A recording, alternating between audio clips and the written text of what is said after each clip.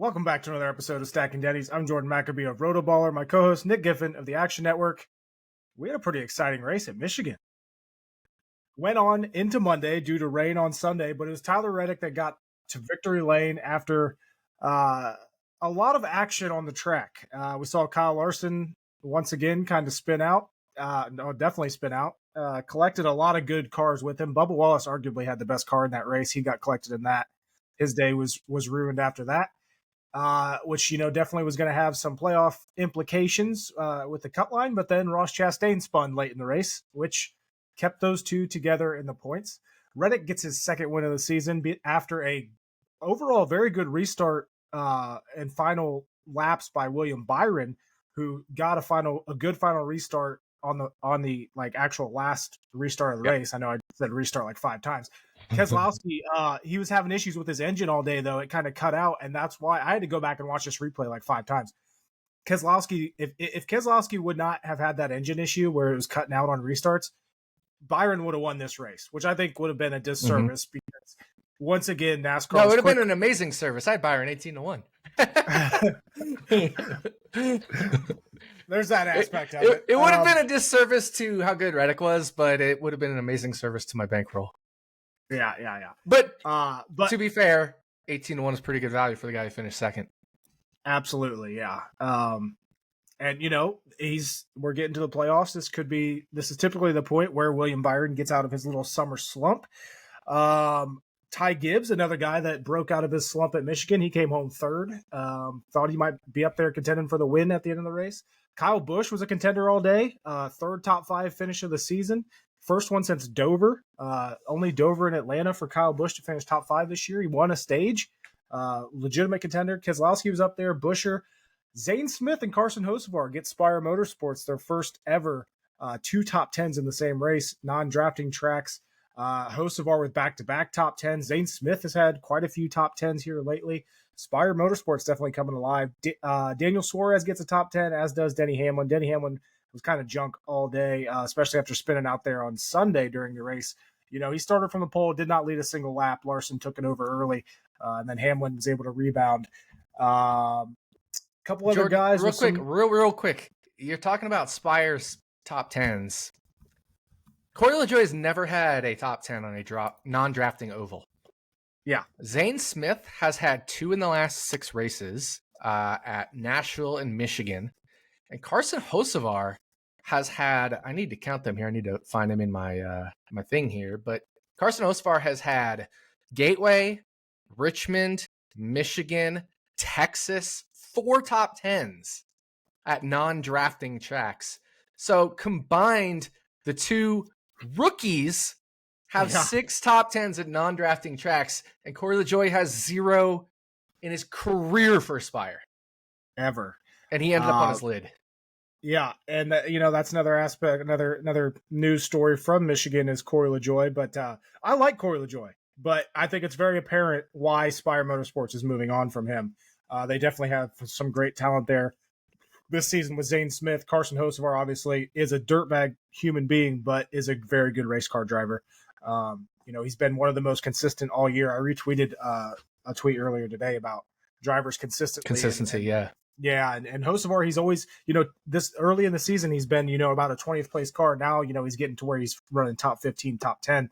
So good to see that for Spire Motorsports. But yeah, big story out of Michigan. In addition to, the Truex caution and Reddick getting the win and everything else. Cory LaJoie, seemingly, a lot of people think he was driving over his head once again. Him and Noah Gragson kind of bumped there on the backstretch. LaJoie goes spinning and just immediately flips over in this car, which honestly is a big concern. And I think as soon as that happened, NASCAR is like, holy shit. Yeah. So it's going to be interesting to see. He was the car that got picked to go to R&D. Obviously, they got to figure out what the hell happened there. But that was a scary moment there. And it was a pretty windy day. They said that was a big factor in why that car did that. But still, definitely an issue that needs to be addressed. 100%. So sorry, I was taking a sip there. It's one of those things. It's tough. Like, you get a car that's going effectively 220 miles an hour because it was a Mhm. 30-mile-an-hour headwind on the back straightaway. He was going 190-ish, and it was effectively a 30-mile-an-hour headwind. So effective airspeed, like if you're talking airplane, he had an airspeed of 220 miles an hour, which is monstrous. Mhm. And I do think a lot of research has been put in to try to keep these cars on the ground. My initial reaction was these cars shouldn't be flipping. And even knowing the airspeed and all that stuff. But a Twitter user pointed this out to me, and I watched it back several times. Slow-mo. It's right. And I understand on the back straightaway, there's very little banking. Very little banking. But there is banking. It's not Mhm. non-zero. And it's right. Cory is like almost perfectly perpendicular to the track, or to the direction of movement. So where the air would screw it up the most, right when he crosses over the white line from the backstretch to the apron of the backstretch, and that is 5 degrees banking. And we have seen cars get stuck on, with flat tires on some of these very higher bankings, but even a little bit lower bankings. But my point is whether a car can get stuck or not. The point is it creates a gap underneath the car. There will 100% be a gap underneath the car if you transition from a sharp bank to a flat ground. And I'm saying sharp, 5 degrees sharp. Think about 5 degrees when you're going down that 5% grade on the. Now, it's 5 degrees is not 5% grade, but think about just 5 degrees. You're going to have a gap underneath the car, and 220 mile an hour per hour air under the car with tires up, especially, is going to lift it. So the ideal thing would be for the roof flaps to keep it down, but that's more designed when you are facing backward, right? Because they deploy like on the front of your car, they deploy like this. So if you're backward, you're having it push you down with downforce. It's essentially a reverse wing on the front of your car. So if you're traveling backward, it is a spoiler, right? And so it Mhm. keeps you pressed to the ground. But when you're sideways, it isn't as effective. So maybe there needs to be. I'm not saying that NASCAR can't solve this or it's an insolvable problem, but maybe there needs to be sideways flaps or something, to that effect that can help keep it down. But I'm actually, after reviewing it, not surprised that car blew over because it just had the perfect set of circumstances. Mhm. Yeah. And like a lot of people have commented just on just the build of the car, how flat the bottom is. That's another aspect of it that, Yep. there are just the way it is unfortunately it's going to increase the chances, especially at a track like Michigan. Even if the car was not flat, though, just like there's literally no car in the world that probably wouldn't have blown over. I mean, remember, blowovers used to happen all the time back in the 90s and stuff. So it's not because those bottoms were more turbulent and holy and stuff. Mhm. It happens. It just happens. It is great to reduce it, and we have reduced it. But finding every scenario in which it can happen is hard. And every time it does happen, you can learn from it. It's a learning opportunity. I think this is a good learning opportunity for NASCAR because I agree with the Twitter user. I don't have the tweet in front of me, so I apologize. But I 100% agree with that Twitter user. And looking back at it and watching the video and knowing the physics of it, I truly believe it was like a weird, perfect circumstance. 30 in a mile an hour wind, perfectly perpendicular when he hit the white line, which causes a little gap under the car from the 5 degree transition. I think it was a perfect scenario. Mm-hmm. But definitely a scary thing and an unfortunate thing because LaJoie had good speed. He had top he had a 15 good race speed going. in that race. Definitely top 15 speed. And yeah, could have had a shot at his first career top 10. But yeah, right? he spun himself out. Yes, Noah Gragson moved a little bit, but yeah, he overreacted is Yep. the problem. So yes, Noah Gragson was a little at fault for slightly shimmying, but LaJoie just went and just gunned it left and just spun himself out. He could have plowed into the back of Noah. It may have ended up not so pretty either. But if he had any ability to check up, smash the brakes or whatever, or just give him a shove like we see all the time, it would have worked out fine. But he tried to make the pass, realized he was reacting, and then jerked it left and spun himself out. Mm-hmm. Yeah, and you did hear Denny Hamlin on the radio, yeah, Denny Hamlin's radio, I mean, he did it to himself essentially. I don't remember the exact wording, but he's his own worst enemy or something. yeah. And that was a lot of the sound bites that I've heard this week is what Hamlin said, and then other people saying LaJoie's trying his damnedest to kind of save his career, and a lot of people think he's driving even more over his head now. Now that he has essentially 12 races left of this season to secure something for next year. And I mean, to be fair, who am I to talk? I can't drive one of these cars, but right. It's still one of those things where when the drivers are saying it, you kind of just pay attention. So, and the numbers speak for themselves. He hasn't had a top 10 in his career on a non-drafting oval. Yeah. Good thing we are at a drafting oval this weekend with Daytona, and I'm sure we'll have some. For LaJoie, he's been a fantasy star at these super speedways. But before we get to Daytona, we're still talking about Michigan. A few of the guys that had surprising speed at Michigan were Colleague Racing. AJ Allmendinger, Daniel Hemrick, they both showed speed in practice. Allmendinger in the race looked pretty good up until he had that flat tire issue. Daniel Hemrick came away with a 23rd place finish there at the end. That's a good race result for him. He was involved in that big one as well, so that Larson started.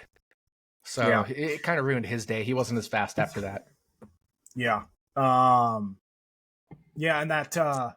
that Larson issue, it's unfortunate because, like I said, it took out Bubba Wallace, who probably had the best car in that race. If Larson and Bubba Wallace were both very good before that, and then obviously the other 2311 car did end up in victory lane.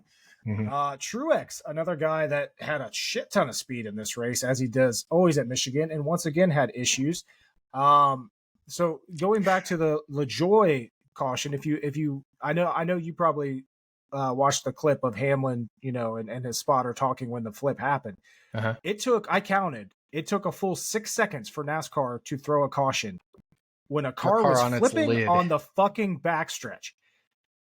Meanwhile, we get down to 5 laps left, and Truex just brushes the wall, and boom, immediate caution. I don't get it, and I don't understand how people are justifying this. And this isn't even my whine about it. I'm just fucking pissed off. I understand. Okay, I disagree with the call like you. I understand why people are trying to justify it because they say NASCAR threw it too late for the Indy one. So you got to wait, or you got to throw it earlier. But that was too early. That was way too early. There's a fine balance, and everything is situational. Priest was stopped on the backstretch after wrecking for flat tires, out of fuel. He's never getting going again. And NASCAR waited 40 seconds or something. We're not asking NASCAR to throw it instantly. We're asking NASCAR, take a couple seconds, realize caution or not, throw it if it needs to be thrown, like it should have been in the Priest case. In the Truex case, if you take 2 seconds, you realize everything's fine. I understand there is also the critically, you hit the wall, you're fucking crashed. But those are obvious. Those are the obvious ones where you just throw it right away. This was not one of those. And here's the thing. I think if that exact scenario, if that exact happening happens 60 laps earlier in the race, that is not a caution. Not a caution. That is the biggest issue I have here. It was a caution because it was the end of the race and it got us a restart. Yep. And 100% agree with you. That is a fucking issue. I agree.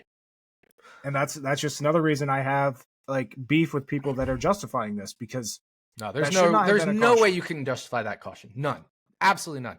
And I was against both of NASCAR's calls. I was against the Priest non-caution, and I was against the Truex early caution. And it's okay to be both because it's not hypocritical. They're completely different circumstances. Yeah.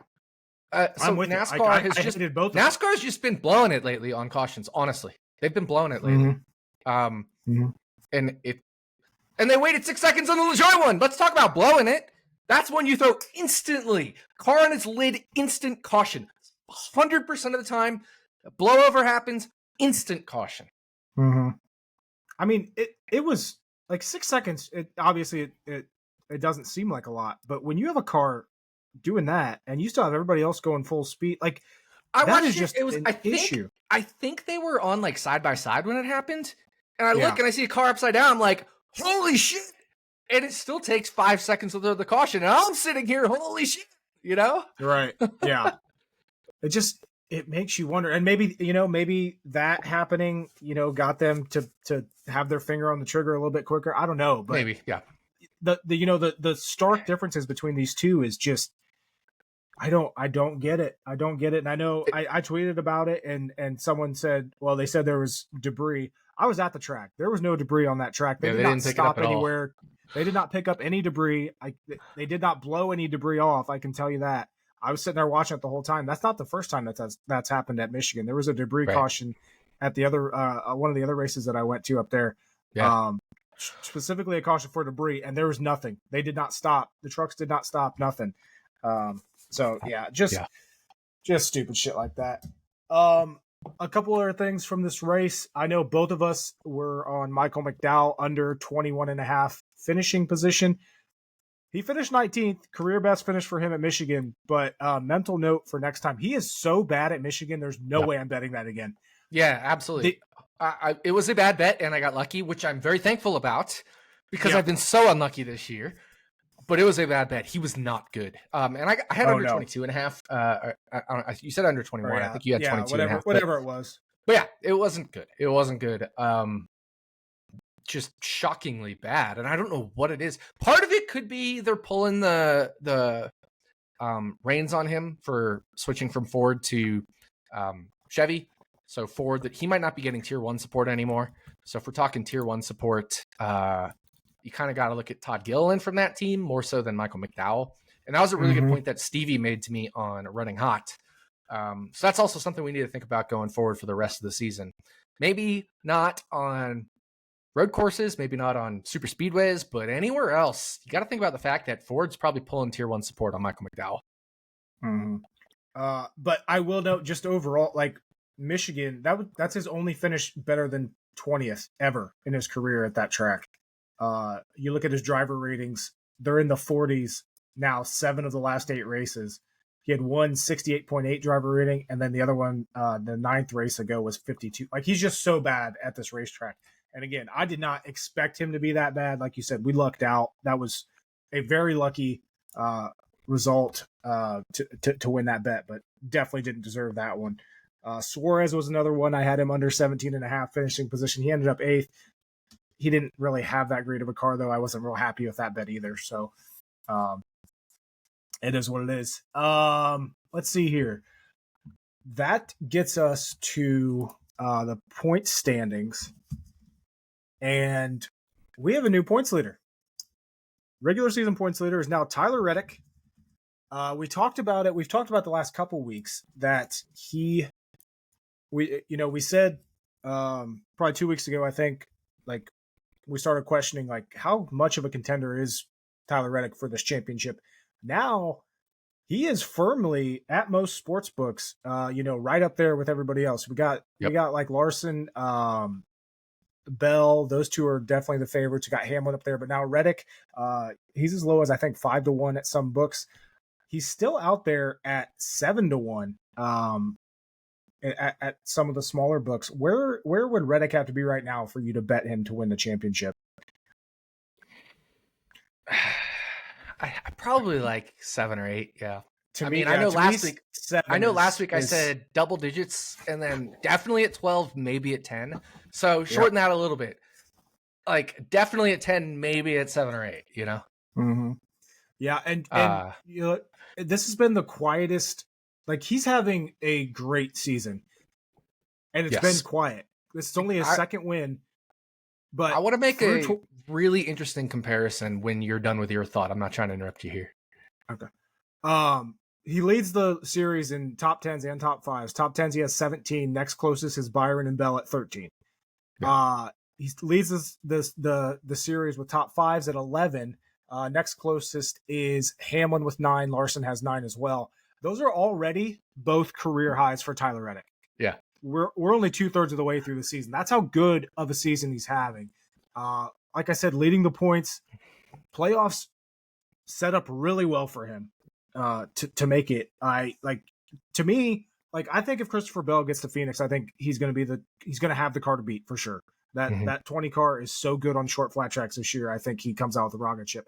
But if Tyler Reddick gets to Phoenix, he's going to have something to say as well. I would even honestly put him above right now Kyle Larson in terms of speed and, just kind of not reliability, but consistency. I would. Yeah. And that's actually, that's going to lead into the point I was going to make perfectly. I wouldn't put him ahead of Kyle Larson in speed, definitely in consistency, but I've always compared Tyler Reddick to Kyle Larson. Yep. That's like one of my most direct comparisons of two drivers in the Cup Series. But the difference is we see it at Michigan. Kyle Larson will get in over his head, and Tyler Reddick used to do that a lot. Don't get me wrong. But Reddick has reined it in enough where he's accepting second place. He's accepting third place. Kyle Larson is dominate everything or wreck trying at this point. And we saw it at Michigan, wreck trying. I think Reddick doesn't quite have the speed of Larson. I think Larson's slightly better equipment. I still think 2311 is the tiniest downgrade in equipment from JGR. And I think Reddick isn't quite as fast as Larson, but the consistency has been so much better from Tyler Reddick, especially recently, that elevates him over Larson in terms of who's better right now. I'm not saying all time, whatever. I'm saying better right now. And right now, Tyler Reddick is better than Kyle Larson because of the consistency measure. Kyle Larson has more upside. Kyle Larson has more downside. When you average it all out, Tyler Reddick is better right now. Just right now. I'm not saying forever, I'm saying right now. Yeah, he's on an absolute heater of finishes here lately. So, like I said, he got his second win at Michigan. You look back over the last, let's see, he's finished top three in 5 of the last 6 races. The only one that he didn't was Pocono, where he finished 6th. 1, 2, 3, 4, top 5, 8 6 in 10 of the last 11. Yep, exactly. Just on an absolute run right now. Yeah. Could have won Indianapolis, finished second there. He won Michigan, second in the Chicago Street Course. Just on an absolute tear. Now, obviously, we have Daytona coming up this weekend, but after that, we have Darlington. And you remember who was really good at Darlington last time? Started on the pole and led 174 laps? Tyler Reddick. Most laps led, won second stage, started on pole. Yeah, Tyler Reddick dominated Darlington for sure. So yeah, with Larson's issue there in Michigan, he drops down 3 spots in the point standings. Reddick now has a 10-point lead over Chase Elliott, another guy that's been incredibly consistent this year. Doesn't quite have the upside of Reddick, but is finishing races and not screwing up. 28 points above Denny Hamlin. Kyle Larson now 32 back. I think it's definitely going to come down to those 4 because Ryan Blaney's in 5th, 82 points back. This regular season points champion is probably going to come down to these top 4 guys. Yep. Who is who you lean in toward to win this? Because obviously we have Daytona coming up, but I leaned to him last week, Tyler Reddick. Yep. I can't change that now that he's taken the lead, Yeah, right? right? Yeah. I can't change it now that he's taken the 10-point lead and just won Michigan. I know Daytona is Daytona, and it maybe hurts him a little more than like an Elliott and a Hamlin, but he has the lead over Elliott and Hamlin, and he probably gets the edge over everybody except maybe Larson, maybe neutral with Hamlin at Darlington. If we talk about like long-term averages, obviously race 1, he was the best, but certain things change race to race. And at worst, Tyler Reddick is probably a wash to Larson and Hamlin at Darlington, maybe a slight dog to Larson, but he's got the biggest lead over Larson. And I would favor Tyler Reddick over Kyle Larson at Daytona just based off of each driver's super speedway performance. So it has to be Larson. Has to be Reddick. One thing to talk about with Larson, though, obviously he missed Coca-Cola 600. It's going to be interesting to see how the playoffs play out, because if he finishes 4th, like this is going to have pretty big playoff implications if he finishes 4th in the standings. And then, if he misses out on Phoenix or something by like a point or two, then that has to start the conversations of should he have done the Indy rate, like that's something, definitely something to keep an eye on. But playoff picture wise, not much has changed. I will say that Ty Gibbs obviously had a good run at Michigan there. Kind of solidified his spot. Obviously he can't take 2 bad weeks in a row, but he's 39 points above the cut line. Martin Truex Jr. now 77 points above the cut line. After his yet another bad finish, Truex is in a slump of all slumps right now, and it's not even his fault. He has a lot of speed, but he's down to 77 points. One bad race at Michigan or at Daytona and possibly at Darlington, and we could be seeing Truex blow this massive lead he had. Especially if Austin Dillon gets his win back. Yeah, and like that's something we didn't talk about, but Austin Dillon is going to, or they're in the appeals process. I don't know what the timeline is for that decision. Wednesday is when the appeal is heard. This Wednesday? Yeah. Okay. Yeah, I don't anticipate that being overturned, but I've been wrong about stuff before, so. Exactly. I agree with you. I think it'll stay as it is, but you never know, man. You never know. he seems pretty confident in his position there. Positioning and the appeal. So yeah, who knows? I think if that would be a shocker for sure. Unfortunately, Bet365 they've had these playoff odds all year. They have yet to post them again. Typically they do, but I don't know if they're taking them down with these final 2 races or what. But Gibbs now 39 points to the good. Buscher has a nice 16-point lead over the cut line, and then we have Chastain and Bubba Wallace duking it out. 1 point separates those two. Obviously, if we get a new winner at Daytona, if we get a new winner at Darlington, this is going to shake things up even more.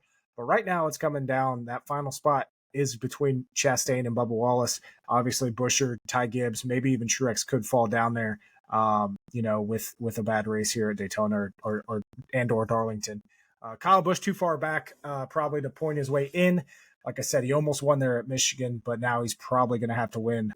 Or he's more than likely going to have to win one of these next 2 races if he wants to get in, as will anybody else below him to make the final or to make the postseason. I don't have anything else. I got a couple things. So obviously, the Austin Dillon thing can change, but we're looking at the playoff picture here. It's just. It's crazy. Like Ty Gibbs definitely not safe, even though he's in a good spot. He's not safe, especially if Austin Dillon's win gets reinstated as far as playoff eligibility. They're not taking away, as we talked about, his win in terms of like just the stats, the standings, whatever, but his playoff eligibility. And Chris Buescher was caught up in that big one incident, actually took some damage that Larson caused, but still ended up finishing sixth. And it's such a huge day for him because Bubba 26th, Ross 25th, with Ross being in his own late incident, and Truex 24th coming back to the cut line. Ty Gibbs with the 3rd place finish is massive, but I did think it was interesting, different teams, different drivers had different strategies. Ty Gibbs went for stage points in stage 1 and fell out of the stage spot. He restarted without tires and fell backward out of the top 10. Bubba pitted with his strategy for the race win. And he still got good stage points in stage 1. Yeah. And then got caught up in that wreck and unfortunately killed his day. And Ross, had a little bit of a mixed bag in terms of different strategies and stuff. Got stage 1 points. I can't remember what he did in stage 2, but came out clean. So a lot of weird stuff. Buescher went for stage points in stage 1, got the stage points, went back into the field because of that. And I think that's partially what got him in that Larson incident, and somehow got just enough of being okay in that incident while still being in it to finish 6th. So, here's the thing. I felt really good about my bets. I had a Funzy parlay that I posted in the Action Network Discord of William Byron, top Chevy. He was top Chevy. Martin Truex Jr., top Toyota. He looked like he could have been top Toyota for a while there. And Chris Buescher, top Ford. And without that incident, Buescher was probably the top Ford. That's a good 91, 92 to 1 parlay right there. Little funsy one. Just not anything that was plus EV. I think it was minus EV. But it was a nice fun sweat while it was still in play until Kyle Larson screwed everything. And then the other one I want to address is Chase Briscoe. Remember last week I bet him minus 1,000 to not make the playoffs? Yep. This is the big weekend at Daytona. He can't win this weekend. I'm in the clear. He's not going to win at Darlington, I don't think. But he was never a contender at Michigan. I know he was up there in the top 5 or so, but he kind of got there on strategy and fell straight backward without the tires that he needed. These really minus bets, right? I've taken 2 weeks in a row significant minus bets. I took Blaney not winning Richmond minus 2,000, but that's because I had it minus 4,000 fair. And then I had Briscoe to not make the playoffs minus 1,000. And that's because I have longer than minus 2,000 fair. Mm-hmm. I don't recommend these super minus bets unless you have big edges, right? Like I'm talking big edges because you're putting up a lot to risk to win a little, right? So you want to be confident about your edges when you make these significant minus odds bets. And I'm, of course, checking out anything I can, right? Like, I try to find any bet I can that I think is plus EV. It doesn't matter what it is, whether it's playoff bets or top 10s, not top 10s, laps led, not laps led, those kinds of things. I just want to find any edge I can get. But if it's that much minus money, I want to be confident. I don't want to bet Purdue to win a 1 versus 16 match in the NCAA tournament at minus 4,500 when they play with a slow pace and have some inefficiencies in certain spots. And of course, Purdue was the second 1 versus 16 to get upset in that game in the NCAA tournament, right? Like I'm talking, I need big edges to bet these very minus bets. And I feel very good about the Chase Briscoe one. Damn, I'm sweating him this weekend. If I can get him at really long odds, I may do a little tiny hedge. Hedge. I will say, like obviously an example of massive edge would be Ryan Blaney not winning Richmond. Yeah, he sucks there. So I had my bet Kyle Busch to not make the playoffs.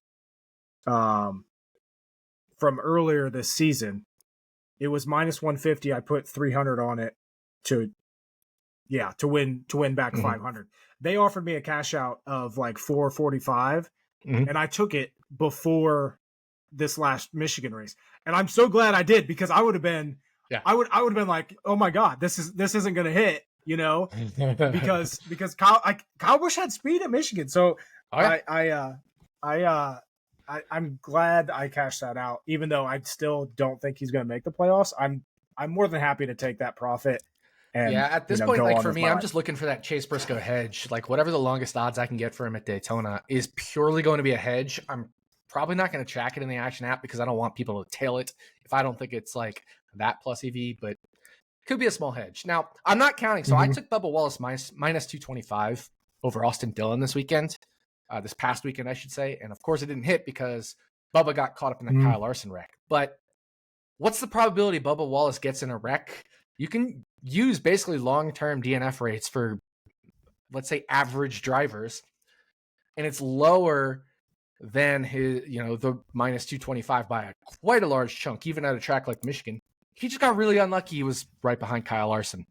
He was clearly one of the fastest cars, way better than Austin Dillon. I make that bet 100 times out of 100 as well, because I had that like closer to minus 300 versus minus 225. And you're like, well, Nick, that's not like double the odds of a minus 225. You'd need like minus 450, but it changes when they're a lot shorter. When it's like a lot longer, minus 1,000, minus 2,000, I want it like nearly double that. If we're getting double digit minus odds, I want like double the minus odds on those to like feel good about betting those, because the percentages become thinner and thinner. So you need, more and more margin to be outside of model error.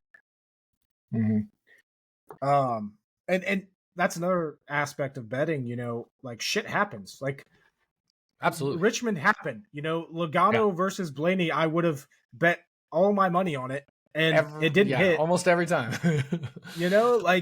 And that's just that's part of the betting thing. Yeah, how and things I mean go. that's all stuff that can be calculated with like Kelly criterion and quarter Kelly. Just divide that by 4 to figure out how much you should risk. And so if we have Joey Logano beating Ryan Blaney 80% of the time, and he's only minus 115, you could bet a lot on that and still be profitable long term, even if it loses. And it's the same with that Bubba Wallace bet that I just made versus Austin Dillon. I would bet that 100 times out of 100. I felt great about that bet. It did not work out at minus 225, but I had a pretty darn big edge on that one. Just didn't work out. And we'll just have that sometimes. Yeah. But I don't think, getting back to this playoff picture, I don't think we've noted who we think are going to be the people in the playoffs. So with 2 races to go and before Daytona, I want to do this. Who are your remaining? There's basically 4 spots not locked in. Who are your last 4 in the playoffs this year? Truex is a lock. I say that and he's not, but he is. You know what I mean? Like, I mean, it would be unbelievable if he didn't get in. So Truex in. I think you have to feel good about Ty Gibbs' chances, given his positioning, his speed at Darlington earlier this year, finished 2nd. So you got to feel good about him. Not great, but good. So I'm going to say Ty Gibbs. All of Ford's focus, all of Ford, is going to be on Chris Buescher. So he's, I think, in. Darlington isn't the best track for him. It's not the worst track for him. It comes down to Ross and Bubba. Man, this is tough. Ross is so good at Darlington. Bubba was really good at Darlington earlier this year. This is tough, man. I don't know. It's literally a coin flip between Ross and Bubba, unless Austin Dillon gets his spot. Then they're the 2 out. If not, Ross is out. Going Bubba? I went against Bubba last year. I'm not doing it again. So your final 4 are Truex, Gibbs, Buescher, Bubba Wallace. Ross Chastain misses, which is a good thing you cashed out your bet. Right? Yeah. Yeah, exactly. Another one I'm glad I cashed out. All right. I don't think we get a new winner at Daytona that's outside, is what I'm saying. That was my next question. Yeah. Truex is in. I don't see them messing that up. I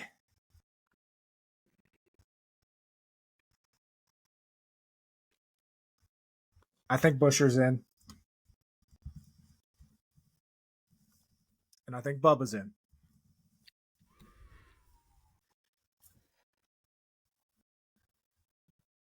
I like where your head's at here. I like where your head's at here. I think Ty Gibbs blows it. And I think we get a new winner at Daytona. Wow. Who's the new winner?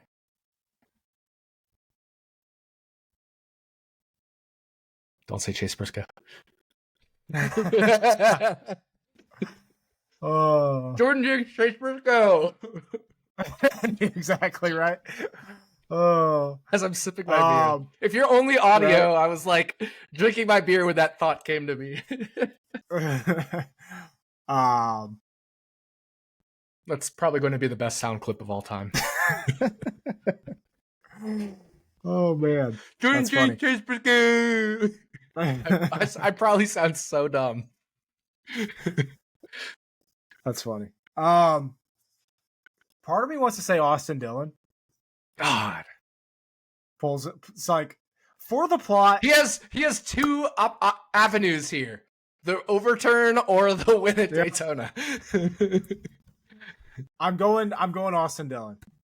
I think Austin Dillon wins Daytona. God damn it again, and just like completely blows up this whole playoff thing once again. Because I don't think. What if Cory LaJoie wins? Right, or my second choice was going to be Josh Berry, like just someone random like that. But yeah, I think the final 4 in are Truex, Buescher, Bubba, and unfortunately Austin Dillon. That's my hot take of the week. There you go. I like it.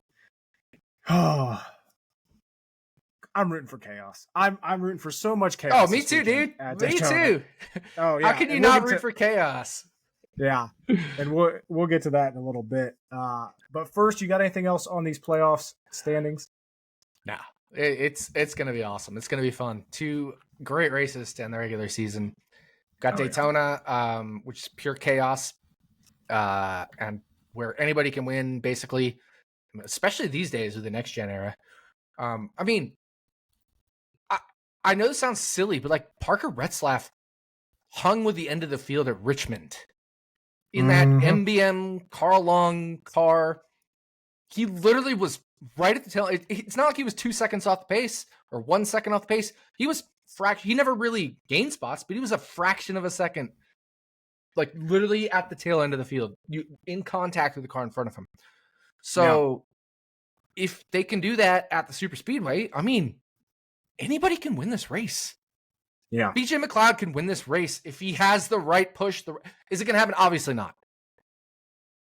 Is there some weird scenario where 30 cars wreck and there's only 10 cars left and he's somehow in the mix and he gets the right push? That almost happened to David Reagan or Cory LaJoie 2 years ago when the $1 million parlay happened. Right. You know, or I shouldn't say Cory LaJoie. I meant Cody Ware. Like Cody Ware was almost top 4 in that race. Yeah. And that was 2 years ago when it wasn't like I feel like it's even closer now at the super speedways. Mm-hmm. Yeah. We've seen BJ McLeod lead laps. Like what? Especially with the fuel saving. Fuel save, yeah. You know, that's all. But first, we have to whine about it, and I know that's a good segue for your whine about it. Presented by Luvabella Winery, as always. Get that bottle out there. Make sure you check them out. We are trying new beer this week, though, once again. If you listened last week, you knew. Yep. The Los Colores Mexican-style lager from the brew kettle. Mexican lager with natural fruit flavor. Okay. I like this can. The can looks nice. Oh, the can it's looks beautiful. Really good. It's beautiful. I love yellow and green together. Yeah. Remember that? I don't know if remember the Chad Little car in the late 90s, Roush 97, the John Deere, green and yellow. Yep. It reminds me of that if we're relating this to NASCAR. So 5% ABV, 15 IBU. You got the crack in. I accidentally opened it pre-show by mistake, like by habit. So I don't get a good solid crack in there. But let's taste it.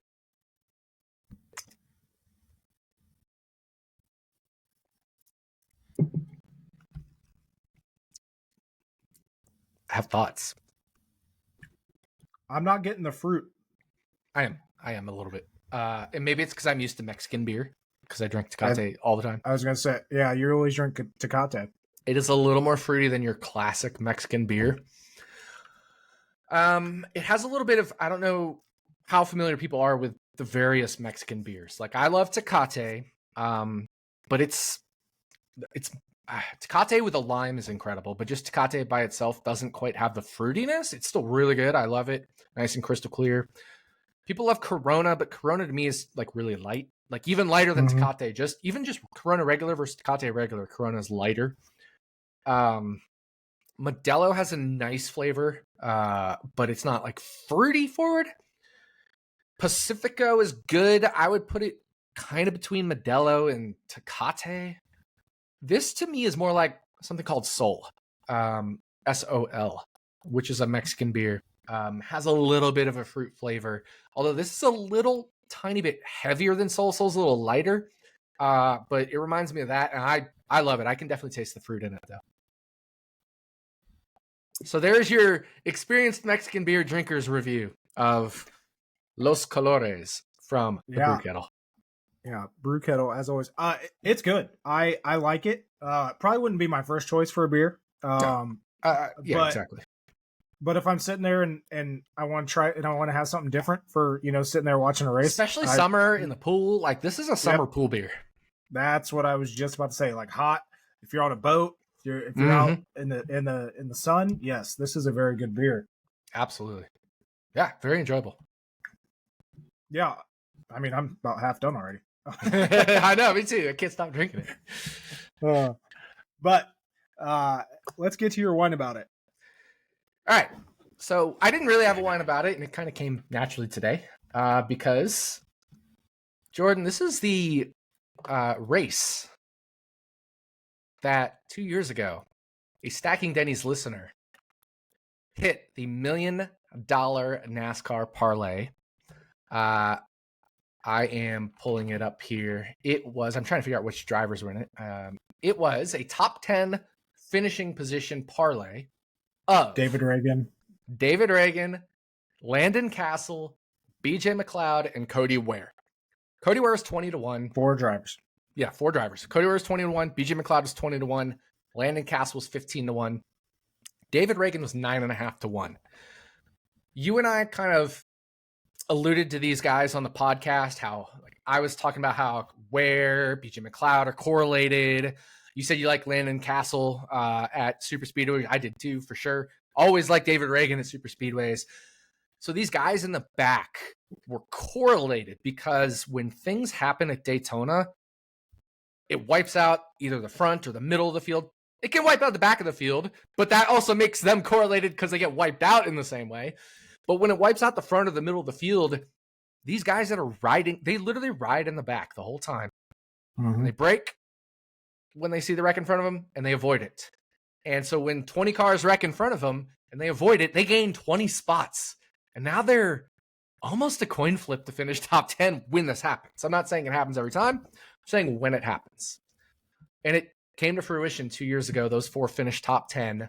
A Stacking Dennys listener bet $13.49, win $999,000 or $999,433.63.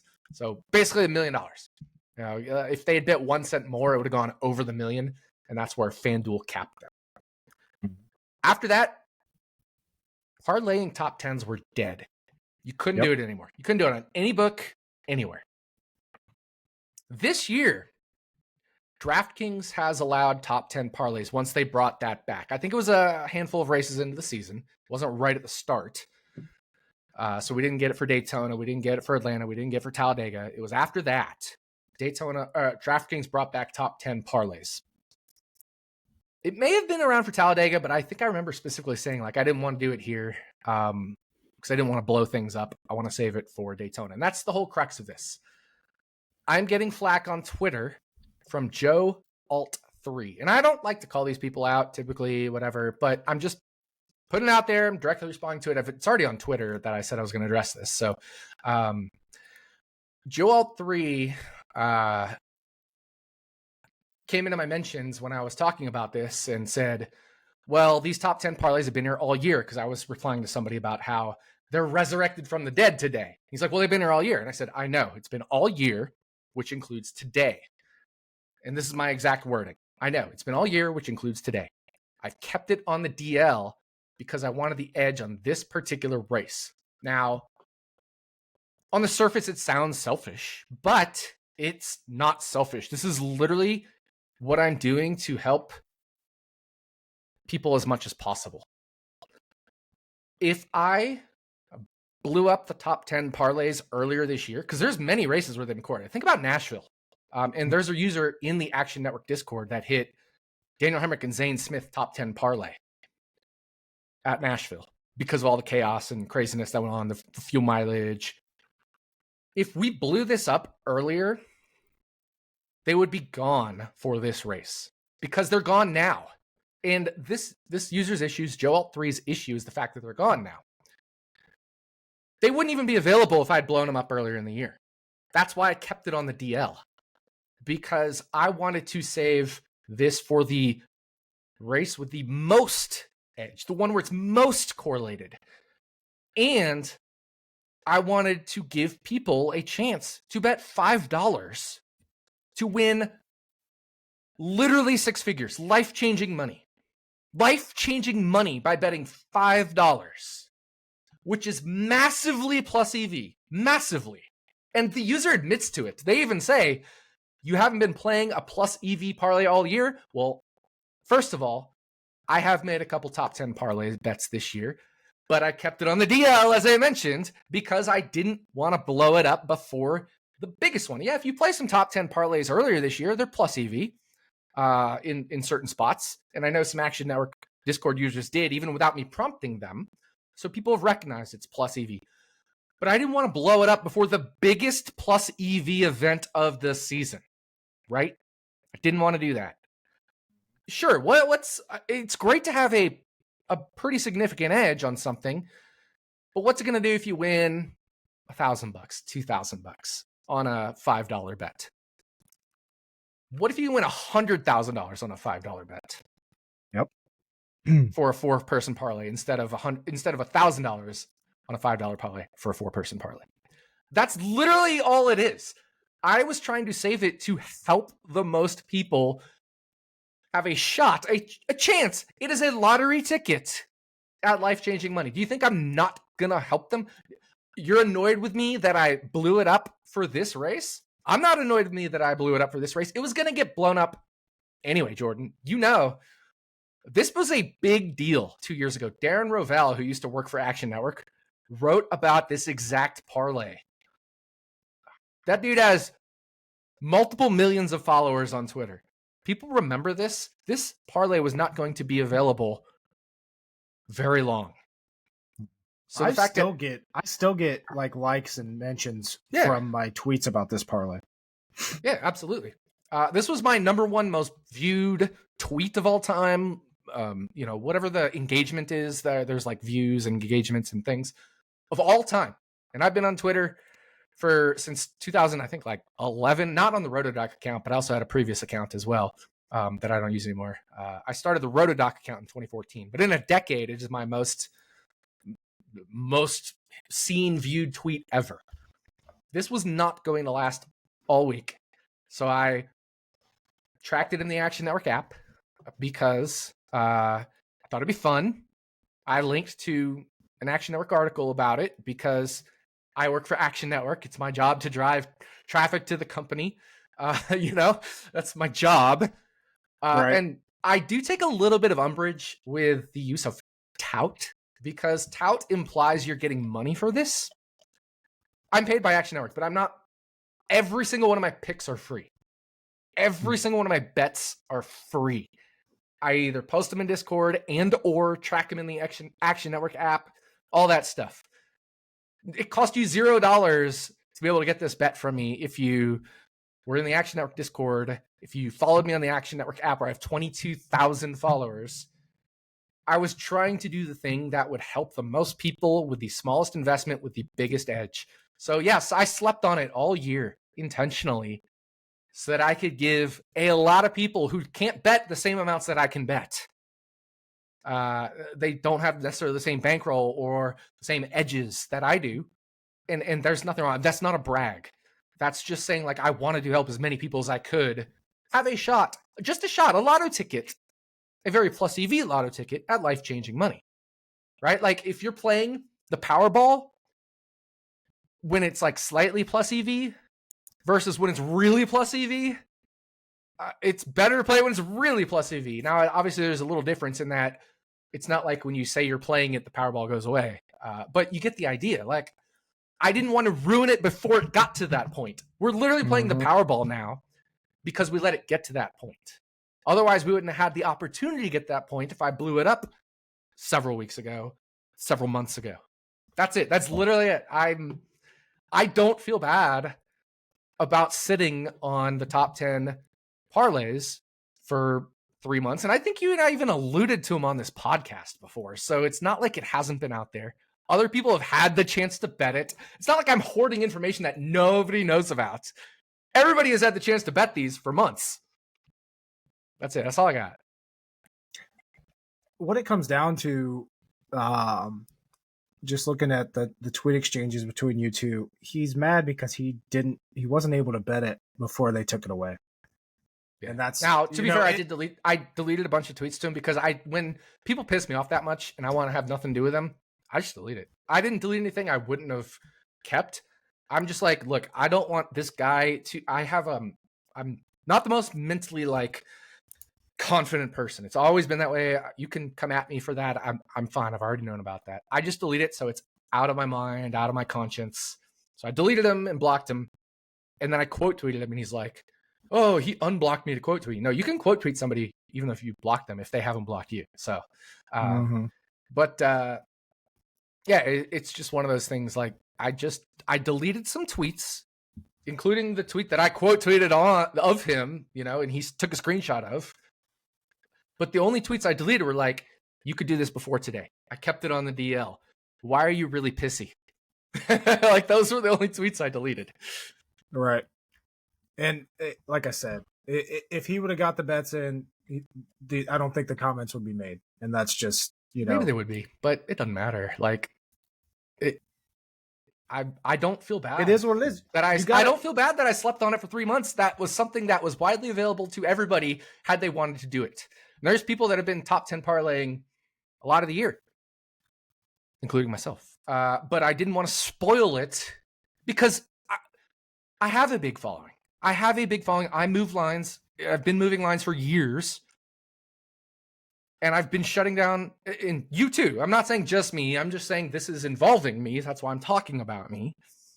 When I do something and I have 20,000 followers on the Action Network app and 13,000 followers on Twitter, the markets will close. They'll shut down. They'll move so ridiculous, far beyond where I'd ever recommend it, because people like following me and like having the sweat and know I've been plus EV for years, even though this has been my worst year ever, But I'm not going to blow it up when I can give as many people as possible the best chance as possible at life-changing money for a very tiny bet. I have zero regrets. I don't feel bad about it. If you want to hate on me for it, it is what it is. Yeah, and that's the thing. With these parlays and everything else, you have to take the chances when you do, and you have to take the chances when you have them. And when it hit the first time, when the $1 million parlay happened, and that made its news, they took those down the rest of the year. We were not able to parlay top tens for the rest of the year, which was, I still maintain that was the dumbest thing that those sportsbooks could have done, because you have that thing go viral like that. You let people do it. The next race was Darlington, I believe. You let people make those parlays because you're just going to rake all that money because they're going to try to do this. And you take your correlation out of it, right? Yep. You would do an SGP in NFL. Do that, and you'd make so much money. If you can do a top 10, if FanDuel did top 10 parlays, but they did it as SGP parlays where they took their correlated juice out, they would rake in money. But they took it down not only for the rest of 2022. There wasn't a single place you could do it in 2023. No, there was. There? If you remember, we did top 20 round robins for Daytona or Talladega. Oh, for Bet Rivers or something like that for a couple, like 1 or 2 races before that got it was very, very hit or miss. But so then then DraftKings kind of opened it up again this year. It's been, and it was 5, 6, 7, 8 races into the year at minimum. I think I remember it was available for Talladega, but I was like, Talladega doesn't have the chaos that this race could. And look, this is a race where every driver that is not locked into the playoffs wants to win. This is a race where every driver that is locked in the playoffs could use 5 extra playoff points.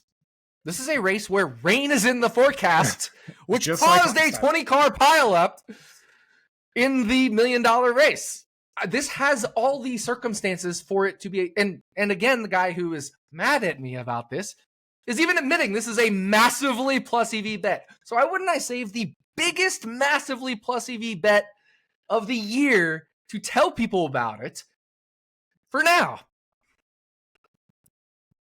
I'm with you. There's no reason not to. And like you said, this is life-changing money if this would hit. For those that don't, it's not going to hit. Like, it's not going to hit. The odds that this hits are astronomically low. Maybe, and I think I have it in the Darren Rovell article that I think 10,000 to 1 was a conservative estimate, but we're getting to 27,000 to 1, right? Right. So, that's on this particular, or on, I should say, on the 2 years ago parlay was 10,000 to 1. These drivers are all even more favored to finish in the top 10, especially with the way things are going. We're probably talking plus, I haven't run the numbers. I don't care what the numbers are. We're talking probably 5,000, 7,500 to 1 is plus EV, or is fair value on this. And we're getting 2,000 or 27,000 to 1. I think is by the time it got nuked and turned off, I think it was down to like 16,500 to 1, which is still monstrously plus EV. I mean, it's just one of those things where you got to do it. And I'm not going to ever, you can criticize me. I don't care if you criticize me. I don't care if you think I did something scummy, because I will 100% out of 100 times out of 100% think I tried to do the thing that could help the most people in the biggest plus EV spot make life-changing money.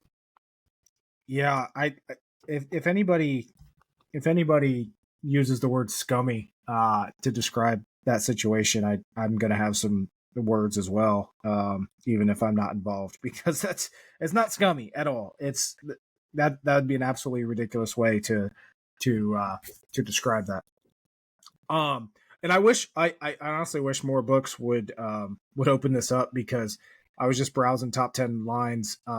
So the parlay that Nick and I both got in on, and I know a lot of other people did as well, is BJ McLeod, Joey Gase, Parker Retzlaff, and Cody Ware all finishing top 10. $10 pays $270,000. And those odds at that time were McLeod 14 to 1, Gase 14 to 1, Retzlaff 11 to 1, and Cody Ware 9 to 1.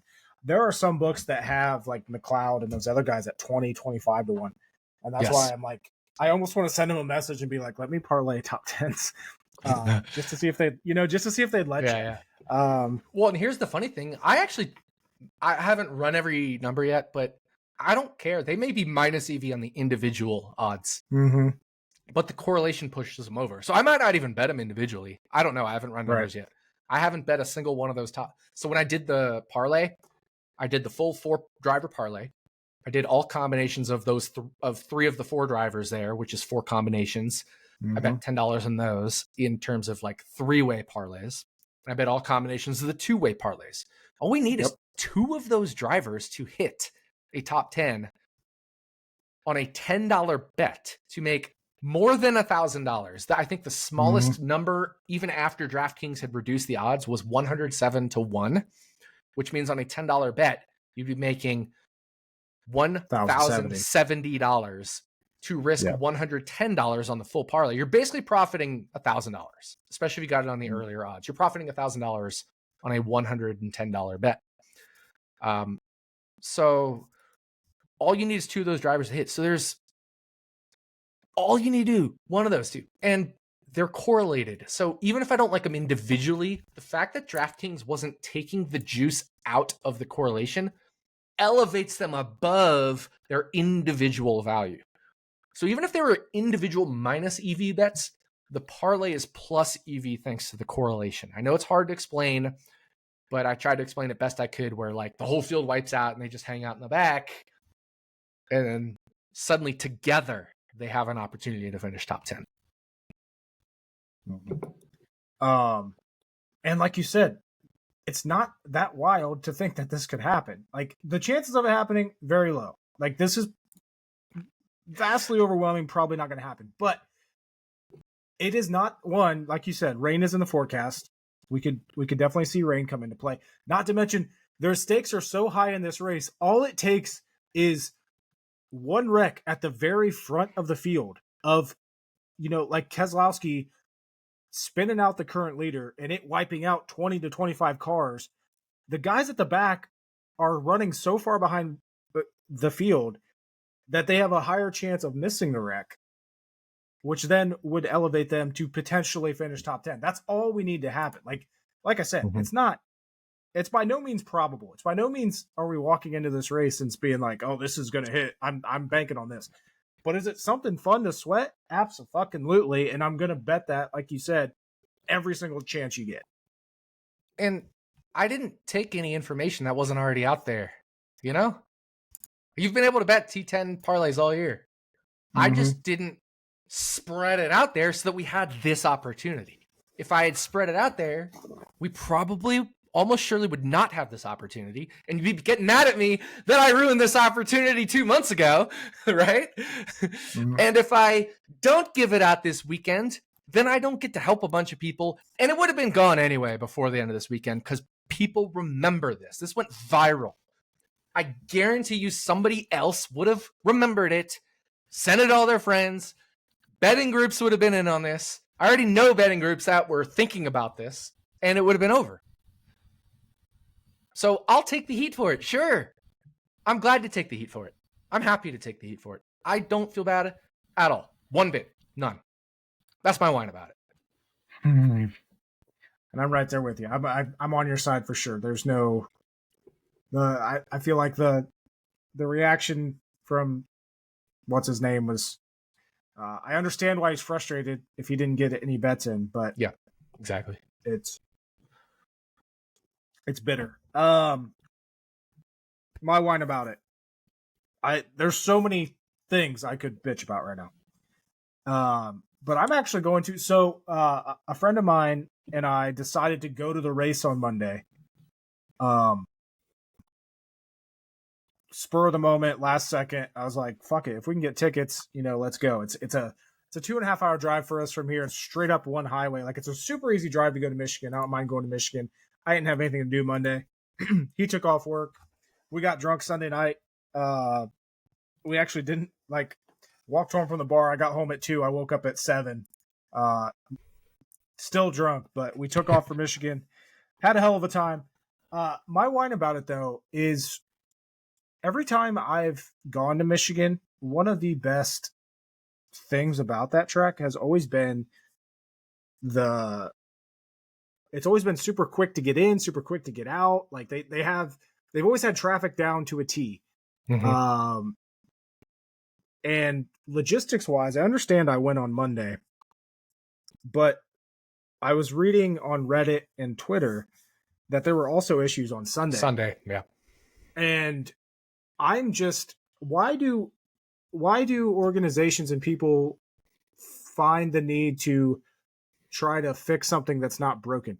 I just noticed, just with traffic patterns at Michigan on Monday, it's completely different than what they typically had in the past. Like I said, usually you go right in. It was so simple. And I was talking it up the entire way because this is my buddy's first time going to Michigan. I'm like, yeah, we're going to take this road. We're going to go right in. It's going to be simple. When we go out, it's going to be, they do both lanes out. You just go right there. You get to the highway, you turn around, and we'll be back to Ohio. And they just weren't doing it. And it was so they just changed stuff all over. And it was a fucking mess. Now, not to mention, there was a good crowd there for a Monday. That parking lot we got there. It was very full. It took us about 45 minutes standing in line to actually get in the gates. And they got to the point where they just weren't even scanning tickets because they only had 2 people there scanning tickets for an entire full gate, which I understand. You don't have all the volunteers from Sunday for a Monday race. I get that. But also, you can funnel the rest of the people to the other gates that are fully working. There's just so much. So that's my whine about it. It's not really the logistics. Why are you fucking shit up? And overall ruining experiences for people. If that was someone's first race at Michigan, that's going to be the taste in their mouth that they leave with. It was, it was a cool race. It was a good race. But traffic sucked and getting in sucked. And it's I don't know. Like I said, and maybe it was just a bad weekend, but from everything I was reading online, it's been like that for the last couple. And it's just unfortunate because, like I said, Michigan has always been super, very a fun race for me to go to. And the race was amazing. The race was great. It was a great race. Let's not, late restarts aside and all that, whatever, cautions, non-cautions, etc. It was a great race. Tires mattered at Michigan. You could take 2 and pass guys that took 0. You could take 4 and pass guys that took 0 and 2. It was a really, really, really good Michigan race. Maybe one of the best ever in NASCAR history. And there's been some good ones. It was a classic, as Dale Tanhart said. That was setting up to be a classic, like a NASCAR classic. I thought that was an unbelievable race. Unbelievable. It was very good. And I love Michigan for the racing perspective. I'm not trying to interrupt you here because I'm trying to add to your point. The racing at Michigan is always, I know people say it's boring. I think it's always so good. because it's so wide. You can pass, you can try multiple lanes, and especially now with the tire wear. IndyCar, back when IndyCar and Indy Racing League, the IRL, had their split when it was kart and IRL, the best open wheel race of all time, in my opinion, was the 2001 IndyCar, I should say kart race then, at Michigan. Literally my favorite race of all time, of any series, anywhere, ever. It produces incredible racing, and to have that reversal of ability to get on the track that you've been talking about, especially when, and I know the attendance was good. I know the attendance was great on Sunday, good on Monday for it being a Monday. That place used to pack the whole stands for kart. I mean, like, obviously with the way things are now, they're not going to pack all the stands, but the crowds are going to be really good compared to where they had been in the past. But they used to be able to handle all that with even bigger crowds than they are now, with amazing racing. So yeah, I agree with you. I think that's unfortunate. Yeah, and it was going back to the actual racing, like you said, it's such a fast track, and it is. You can pass, like you were able to pass. That was probably the most fun I had at a track, because I was sitting there and I was watching the final round of pit stops before like the Truex caution. So like I think Byron was in position to get the lead back. At that point, Harrison Burton was leading for a few laps, like that section of the race. Yeah. I was just sitting there watching as a fan and just watching the cars around the track. And I could tell, like you could specifically tell Tyler Reddick was getting through the corners blazing fast compared to everybody else. Like he clearly had the best car. He was running like third at the time. Like once it cycled around, he was third. He still needed to pass, I think, Chase Elliott and William Byron or something like that. But that was like the most fun, because I was sitting there, I'm like, Tyler Reddick, it has the best car. You can tell in the corners, it's not even close. And then I was able to live bet, and I'm sitting there live betting this at the track, watching Reddick look so good. He had it was at plus 750, and then they kept it at like plus 400 plus. I just kept betting it because like he looked that good. That was just a fun thing. But like you said, like the best cars, and that was something, honestly, we could not see that on TV. Even when they did show him, you can't see it as well, and they're not focused on him as long, and they're focused on Harrison Burton leading, all these weird things that they're not focused on. And I would have loved to have been right there with you in the stands and been like, yeah, I totally see that. Because I could see it at Las Vegas. Like when I was in person at Las Vegas this year, I could see which cars were fast, which cars weren't fast, which cars were trying to pass, maybe getting a little air block, this, that, and the other. And you could see it, and that's huge. I really liked Reddick this week. The problem is, for Michigan, the problem is, I think he opened double digits in some places.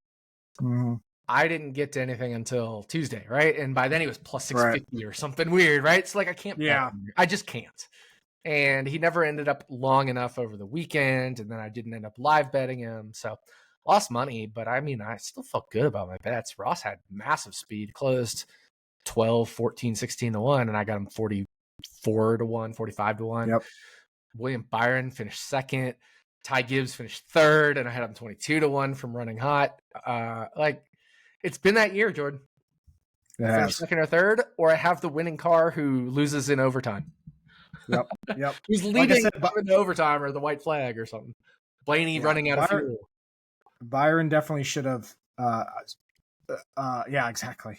Speaking of Blaney, we never talked about that, but him and Chase Elliott both had their top 5 runs killed at the end there. I think they made contact with each other, and they ended back in the. Blaney said, "Talk to the 9 car" or something. So they're really good friends, but they're a little miffed with each other over that.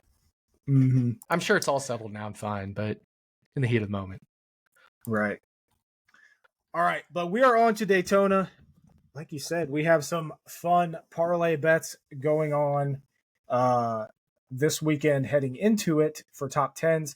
Obviously, we're going to get to talking about DFS strategy as well for Daytona. But let's talk about some outrights, because I think there's some good value out here. I hit already this week. I already have 2 outright bets that I liked and I actually bet. And I'm curious if you're also on board. I grabbed Christopher Bell at 22-1. I always like Christopher Bell at super speedways. I feel like he's always undervalued here. He won a dual race here this season. So I grabbed I was on that one. I grabbed Christopher Bell 22-1. I know you have a couple of long shot bets as well. And then today I noticed Chase Elliott 18-1. Best driver rating, best average running position on super speedways in this next gen era. I could not pass up Chase Elliott at 18-1. Who else are you liking? I know you like Christopher Bell. I don't know if you like Chase Elliott, but who are you liking this weekend? Well, the 2 bets I've made are the 2 I make every super speedway Every time. Yep. Pretty much every time without fail. And I'm not talking Atlanta, just Daytona, Talladega. But it's Eric Jones and Ricky Stenhouse Jr. If you think back to 2022, which was the first year of the next gen era, or first year of the next gen era, Eric Jones maybe was the best super speedway driver. Literally arguably the best super speedway driver.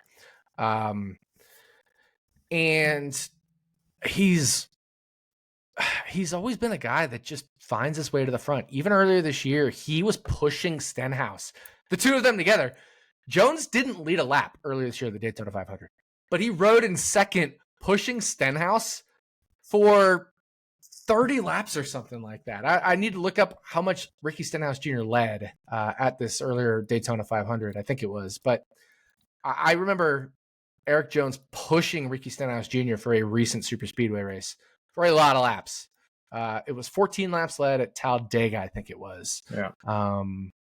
Where Jones was just pushing Ricky Stenhouse Jr. in the lead and riding second. So that was last year at Talladega. But we've seen Jones in contention for the 2022 Daytona 500 until the late crash that cost me $1 million. 2023 was in contention. He's won at Daytona. He's won a clash at Daytona when the clash was back then at Daytona. He's good here. He's good at Talladega. He almost won the race that Ross Chastain won at Talladega a couple years ago. He's so good at these big super speedways. He's fine in Atlanta too. It hasn't been as successful, but I remember the very first Atlanta race in 2022. He was leading a bunch. I think he and Stenhouse both blew tires, if I remember correctly. I know Stenhouse blew his while leading, but I think Jones blew his while running up near the front as well, if and or leading. But even if you throw in Atlanta, both Ricky Stenhouse Jr., Eric Jones just have ridiculously good numbers here in the next gen era. And I just can't not bet these 2 guys at 40-1. I will 100% of the time show value on them at 40-1. And 100% of the time bet them at 40-1 to win here. Look at this. Okay, Eric Jones, Daytona and Talladega in the next gen era, has led 80 laps out of, and I hate doing this. I know people like to use it. I like to use it less so in chaotic races because it's not a perfect representation, especially with the chaos, because the middle of the race can get strung out or fuel or whatever. But Eric Jones has led 4.6% of all the laps at either Daytona or Talladega in the next gen era.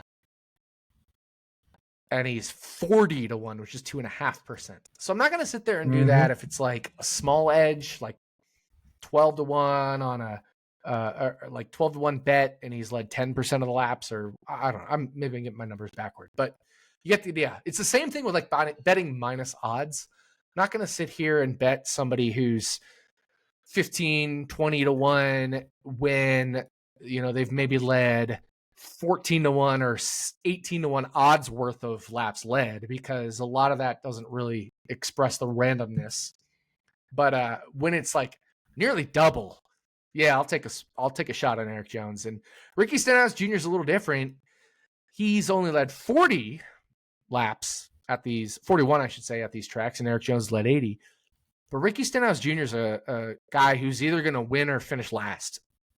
So I don't care about his laps led, right? I just care about what is his finishing potential. I want to look at his distribution. His distribution is like, it's almost bimodal. It's almost like you got a hump near the front, kind of flat in the middle, and a hump near the back with Ricky Stenhouse Jr. And I want that hump near the front odds at 40-1.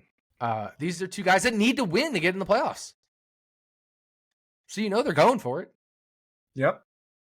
And they're two incredibly successful super speedway drivers. Right. And that's just another added aspect of, betting. Like, it's worth betting these long shots, like we say every time we come to Daytona and Talladega. Obviously, you like Jones, you like Stenhouse. You like any of the longer shot guys, in the field, any value you're seeing longer than that? Because I feel like definitely Eric Jones and Stenhouse definitely stand out at 40-1, just their history. But I feel like a lot of these other guys, the longer shot ones are kind of accurately priced where I'm not jumping to bet I think Josh Berry is going to be strong this week. I'm not betting him at 55-1 though. I'd way rather have an Eric Jones at 40 than Josh Berry at 55. And for the record, I got Eric Jones at 50 at Westgate in Vegas. I tracked it at 40 because outside of Nevada, you couldn't get him at 50. So always doing the lesser bet in the app when I can.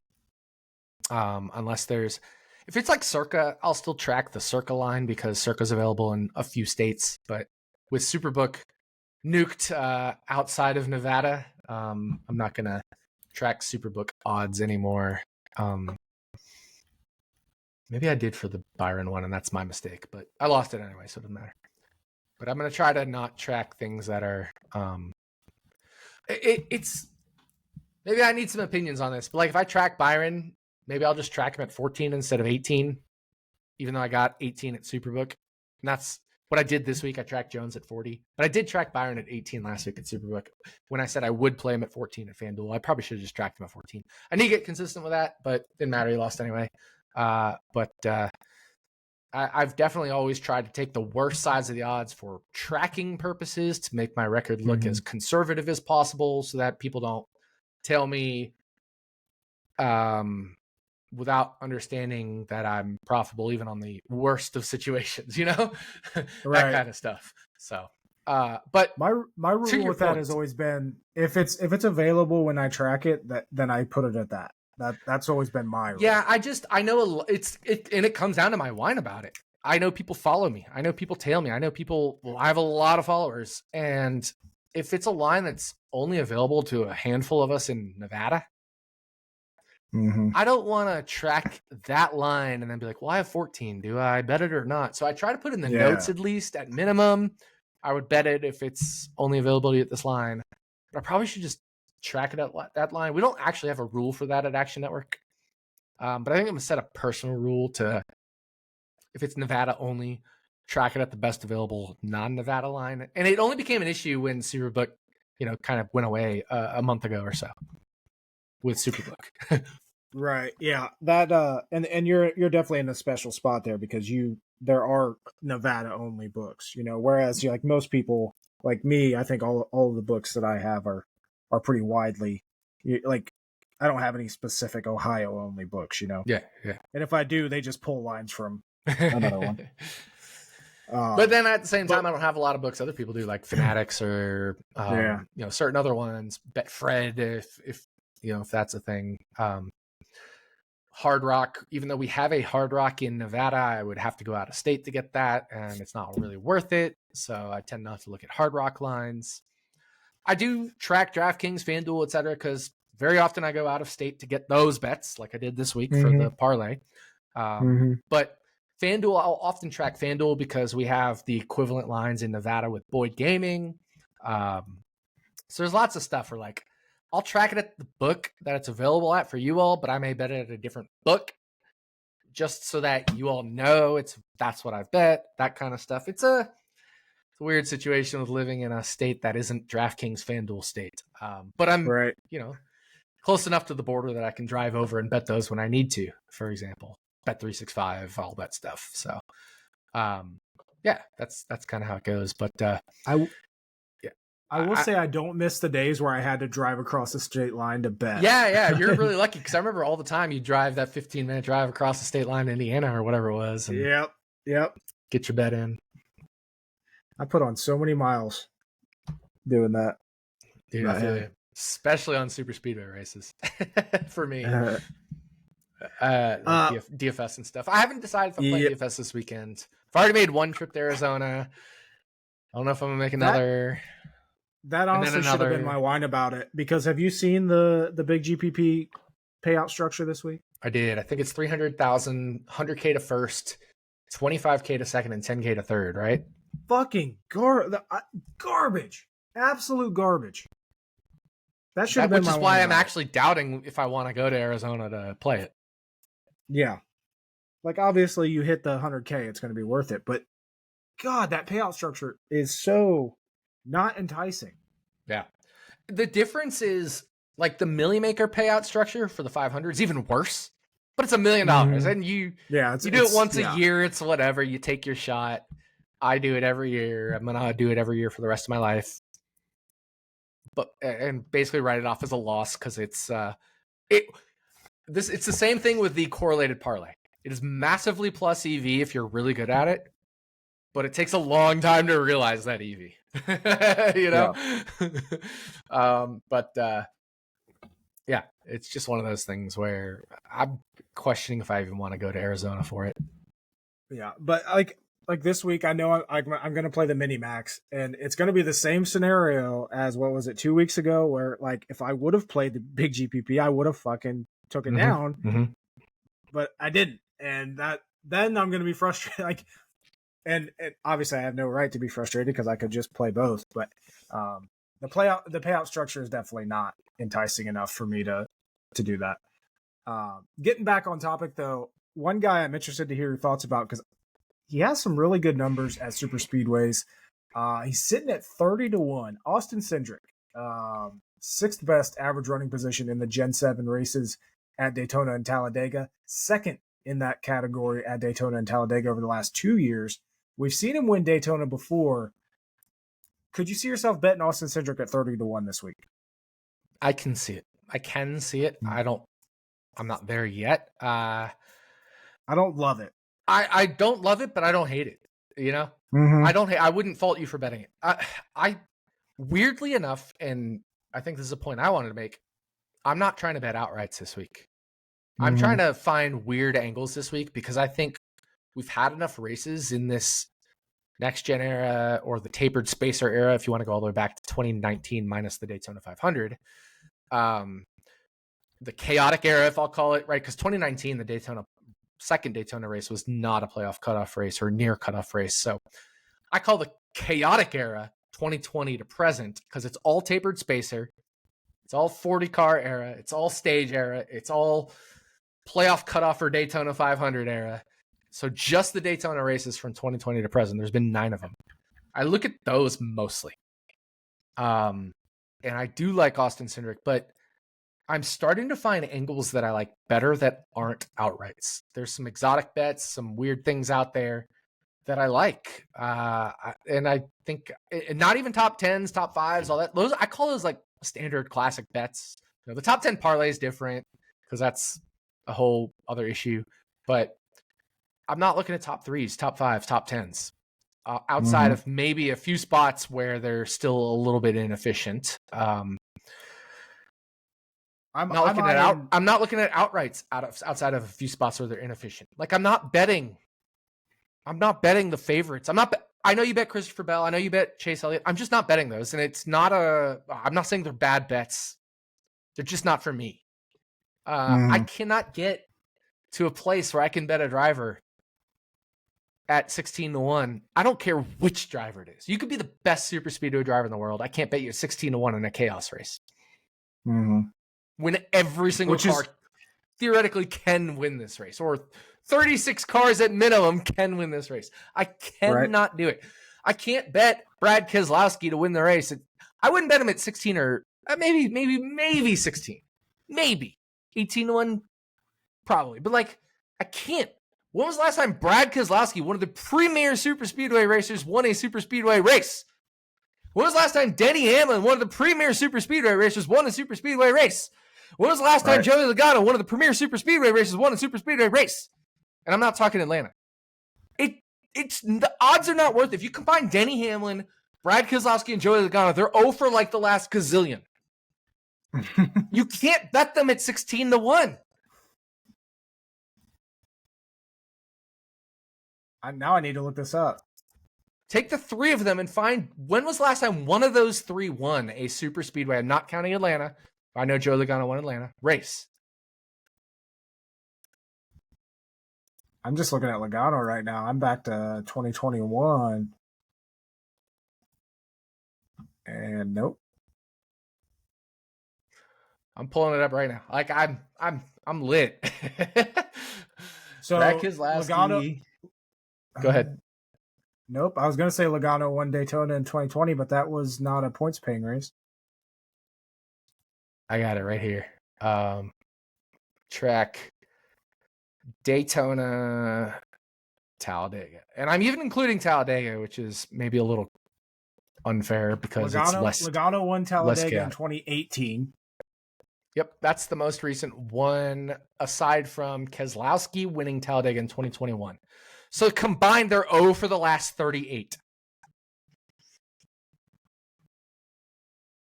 at Daytona and Talladega.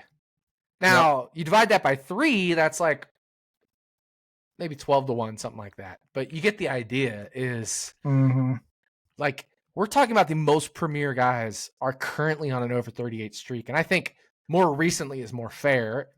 If we talk just the tapered spacer era, they have won 4 of the how many races have been run?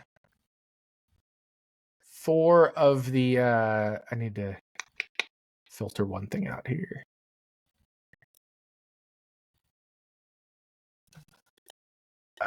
It's so hard to do this because I wasn't expecting to query this. Denny Hamlin. In the tapered spacer era, they have won 4 of the 21 races, which, again, is pretty good, right? 4 out of 21 is 19%. You got to divide that by 3. So you take the odds on that, it's plus 1475 as fair long-term odds on each driver. Plus 1475.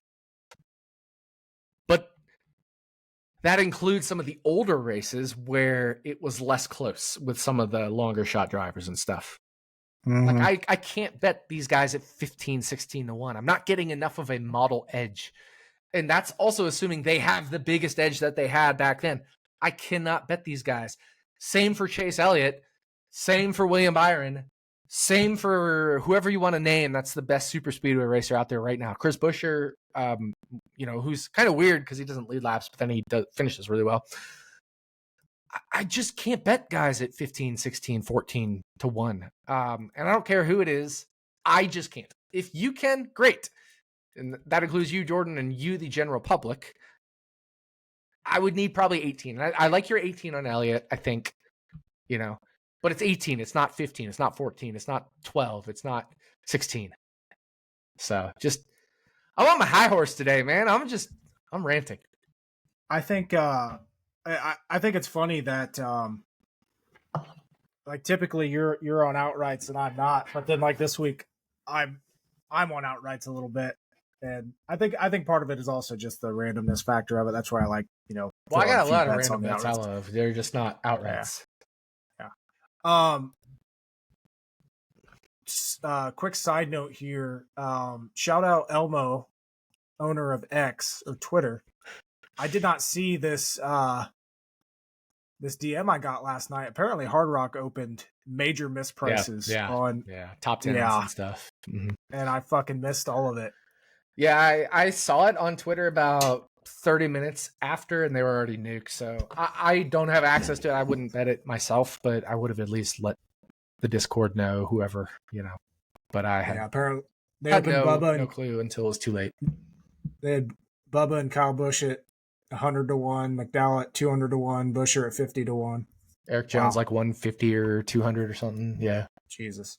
Yeah, shout out to it sucks that you don't get Hard Rock, or do you get ESPN Bet?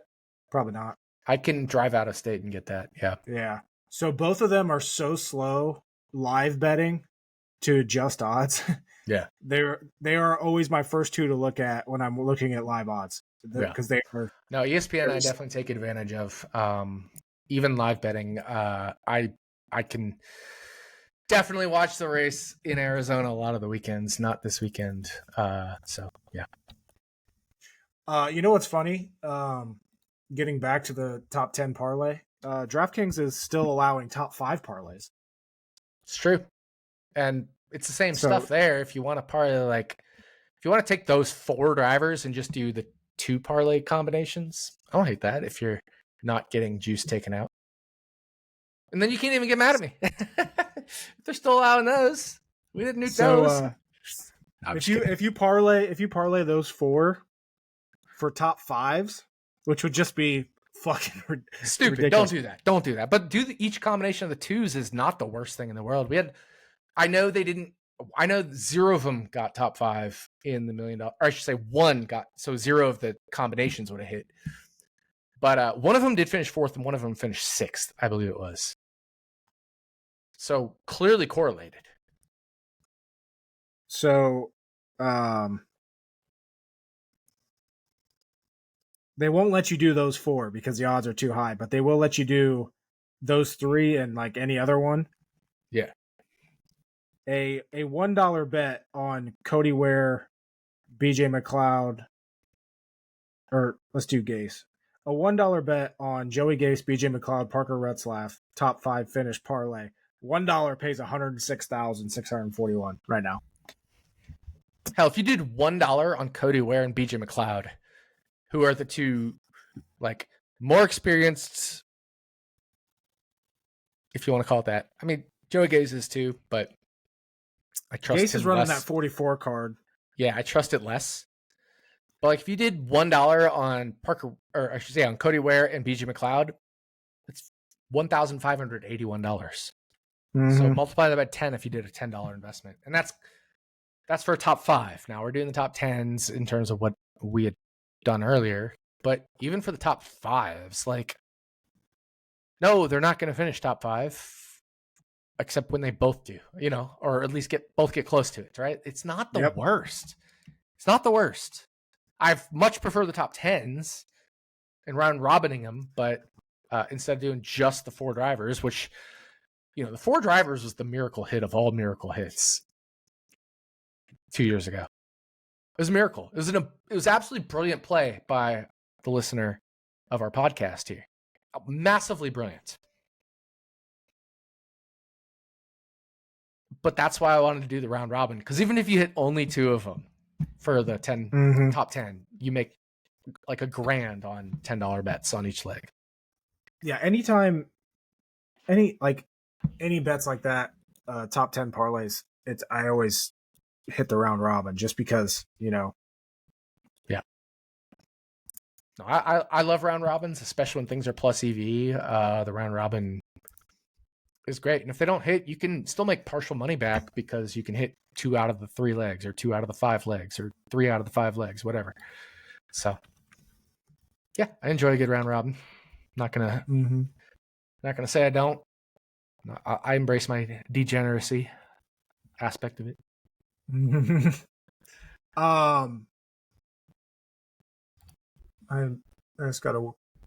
in my Twitter mentions right now. So I tweeted out earlier about Parker Retzlaff, and he's being listed as in the top Ford category. And yeah, what the fuck? Buddha Man replied to me and said he was driving a Ford this week. No, he's not. He's in the 62 for Beard, which is a Chevy. Mm-hmm. Unless there was some news that he's actually driving a Ford, but I don't think so. I thought Joey Gase was in the Yep. Gase is in the 44 Chevy for New York. 44 racing. Chevy, and Parker Retzlaff's in the 62 Beard Chevy. Yeah, I don't believe Chevys. the 66 is running this week, which is the MBM Ford that he ran last week. Yeah. So he's running a different car this week. I'll double, triple check it with Bob Pockrass's entry lists and stuff like that. Yeah, the official entry list says Chevy on it. Yeah, exactly. I'm looking at the official press release here. Yep. Yeah, I see the same thing. Beard Motorsports always run Chevys. Yeah, 100% of the time. I'm just making sure they didn't, like if Bob Pockrass is like, well, Beard's not running and he's in the 66 or something. Yeah. There's nothing like that. So yeah, Parker Retzlaff is in a Chevy this weekend. The Beard Chevy, which is sneaky good, which is why it's like, when he's sitting there or That's whatever. why I want to bet him 20-1. Yeah, crazy ass odds for a top 10. Absolutely. You know who last drove that 62 Chevy? And you know where he finished? Noah Gregson. Nope. And I know Noah Gregson drove it. I know before that it was Brendan Gaughan. There was somebody after that. Maybe it was Talladega this year.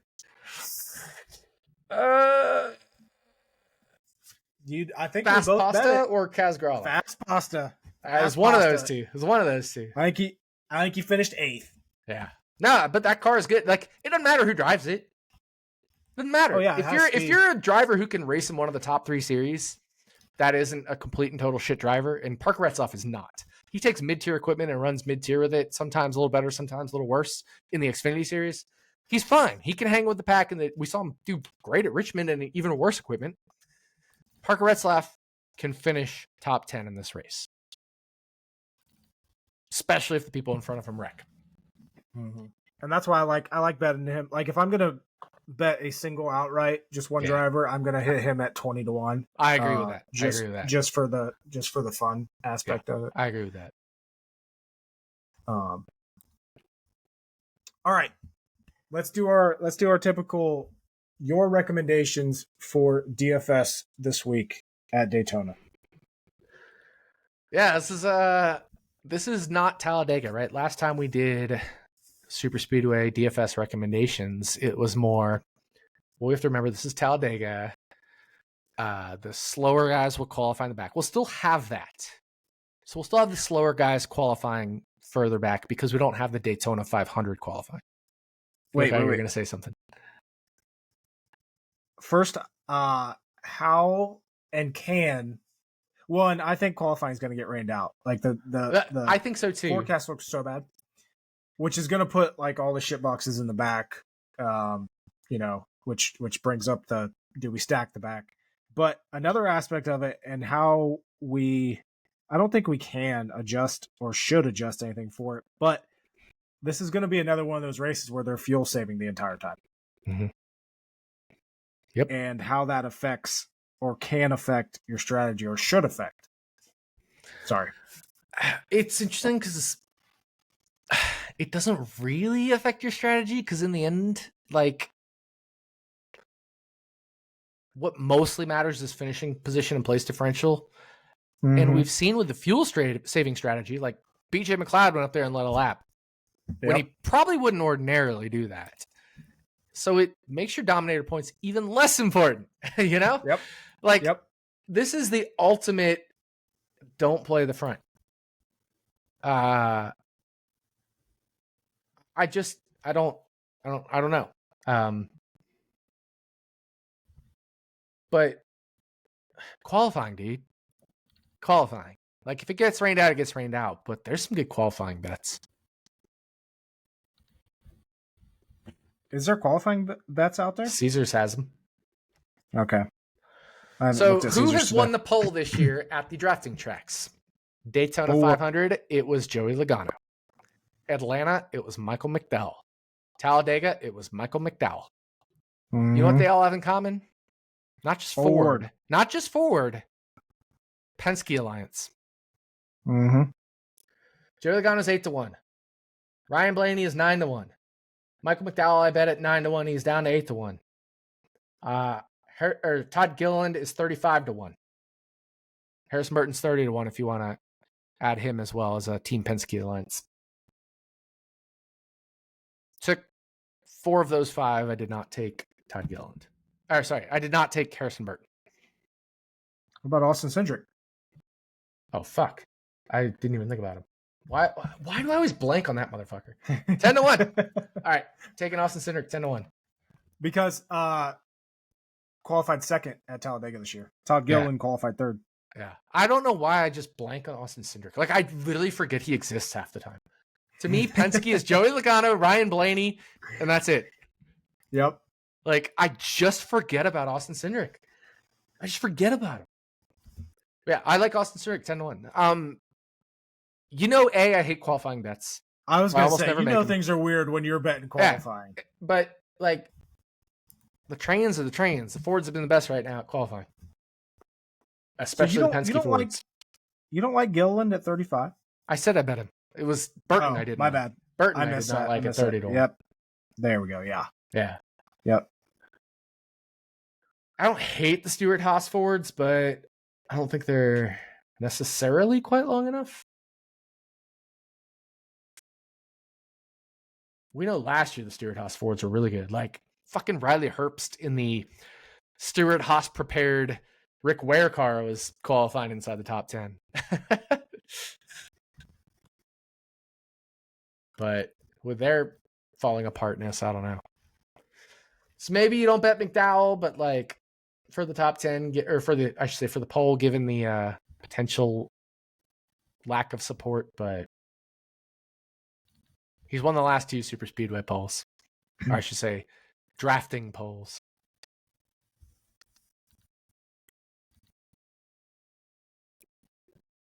I feel like I really like Gilliland at 35. Yeah, I 100% bet him. I'm in on Gilliland. That's a good bet. I mistakenly said Burton, but I said Gilliland initially, and then I said Burton, but I corrected it to Gilliland because Gilliland is who I have. I did not bet Burton 30 to 1 to win the poll. I'm gonna bet Gilliland right now. I bet all of the Penske affiliates except Harrison Burton and Austin Cindric because I forgot about him. So thank you for reminding me because I totally forgot about him. I probably would bet Austin welcome. Cindric 10 to 1. I probably would. So looking at over the last 2 seasons since start of 2023, best average start, Joey Logano at Daytona and Talladega. Second best, Austin Cindric, 8.67 average start. In the next gen era, best average start is actually Christopher Bell, 7.4. Logano's second. Austin Cindric is fourth, 10.6. Yeah.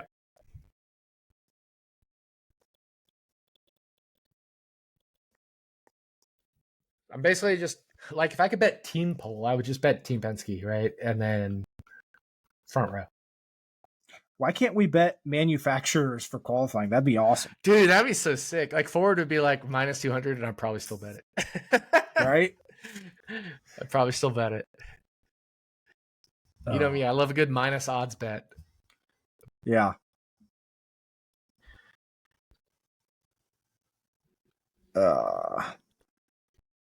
You like any I remember, I think it was last year that you almost hit Ty Dillon top Chevy. You have any top Toyota, top Ford, top Chevy bets you like? I noticed one that caught my eye was like Eric Jones 14 to 1 top Toyota. Interesting. I haven't looked at manufacturer yet. I tend to get to those later, not because I dislike them or whatever. I just feel like I'll find some value eventually on them. But 16 looking at on Bet 365. Like just like outrights or top 10s or top 5s or whatever. I kind of consider those more like classic bets, like the top manufacturer at this point.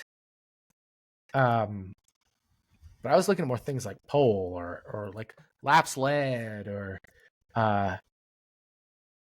so no, I haven't. To answer your question, I haven't even looked at manufacturers yet. Like top manufacturer. I literally haven't looked until just now.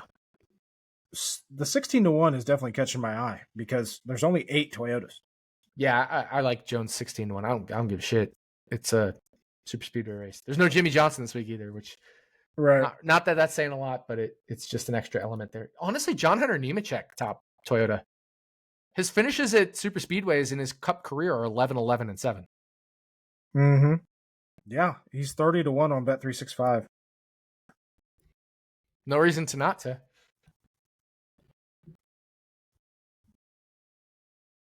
I like those too. Yep.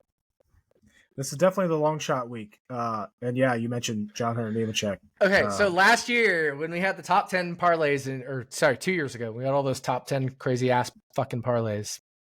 I had Cody Ware top forward 300 to 1, and it almost hit. Is there a 300 to 1 out there? Because I would bet I'm it seeing, again. I'm 225 at Caesars. Ooh. 225 to 1 at Caesars for top forward.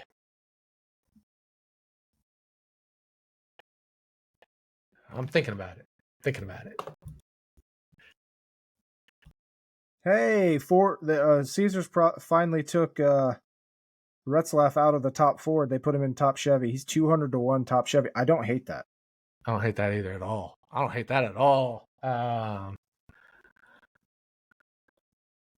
And that's the thing. Like, you're just sprinkling these, hoping something hits, and then you have a profitable weekend. And if real chaos happens, you can have a crazy profitable weekend, you know? Like, this is a weekend where you want to talk about bankroll management. Reduce either your unit size, it doesn't matter which, it's the same, it's the equivalent. Either reduce your unit size, so instead of $100, make your unit $10, or just play 1/10 of a unit when you would normally play 1 unit, right? Like that kind of stuff. If you're taking long shots, all that stuff. But this isn't a weekend to go ham with dollars, but it is a weekend to go ham with bets and just napalm the board on like long shots. Hope something hits and come out with a profit. And if you don't hit, then, well, you sprinkled a bunch of small bets and would have, wasted about your normal race or a little bit less on any given weekend anyway. Yeah, so looking back at Talladega, Alfredo in that beard car was the 3rd highest Chevy behind Stenhouse and Bowman. Yes, yeah. So getting Retzlaff at 200 to 1, definitely like that. It's a little different with him only because he's so much less experienced than Anthony Alfredo, So I definitely don't like him as much as Alfredo, but I don't hate it. Parker Retzlaff finished 4th at Daytona last year for Jordan Anderson Racing in the Xfinity Series. 3rd at Daytona this year for Jordan Anderson Racing in the Xfinity Series. 7th at Talladega last year for Jordan Anderson Racing in the Xfinity Series, and DNF'd this year. So when he finishes, he's finished top 7 every single time. 7th in Daytona last year as well in the 2nd Daytona race. So 4 out of 4 finishes at super speedways were top 7 in the Xfinity Series for a mediocre team. At best, a mediocre team.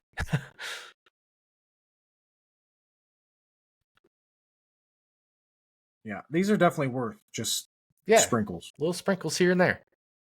Plus something to fucking root for. That is always my recommendation for these Daytona and Talladega races, and now Atlanta. I go into this assuming I'm going to lose every single bet that I make because it is all entertainment for me on these. And if I win, I win, and I'm happy. If I lose, I'm not mad. We predict, or we try to predict a lot of these races, say who's going to be good, who's not. We don't try to predict Daytona and Talladega, but that's the whole point. The fact that anything can happen makes some of these long shots viable. We're not saying they're going to hit. We're saying they're going to hit at a higher rate than the odds that are given. We don't know if they're going to hit. We don't know if these cars will be good or bad or whatever. We don't care. We don't care. This race has so much randomness. 90% randomness, according to my best models, that it doesn't matter. Like when we play DFS, you and I turn the randomness all the way up. We turn the bounce on the Fantasy Labs optimizer all the way up. It doesn't matter because we don't know what's going to happen, especially at the more chaotic ones. Nick, we got number of laps led per driver. I know. I've been looking at those. I haven't bet them yet. I need to run my laps led model. I'll probably do that tomorrow afternoon or Thursday. I have a lot of meetings on Wednesday, unless I do it late afternoon Pacific, but I could potentially do it Thursday. Potentially. Might have to take my cat in the vet on Thursday as well. But yes, I know. I'm very well aware. And I will only be betting those if I feel like I have a very big edge. I actually had a huge edge on how many laps led to Bubba Wallace lead at Michigan this past weekend? I don't know, but I was pissed because I was looking at Harrison Burton over half a lap led all week at 9-1. I liked the over. I didn't want the under. I liked the over. Yeah. If I was going to bet anything, I didn't. But if I was going to bet anything, so I take that back.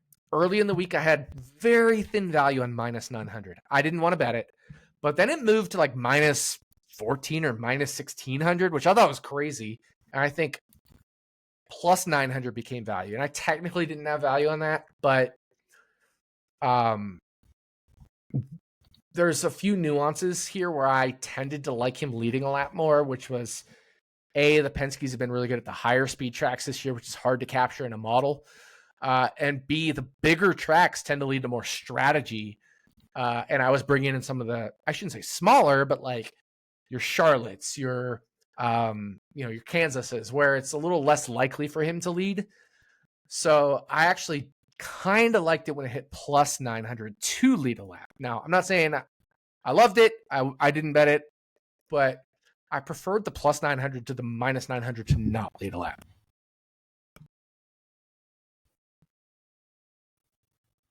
I'm looking at this box score for Bubba Wallace. Bubba Wallace led 5 laps.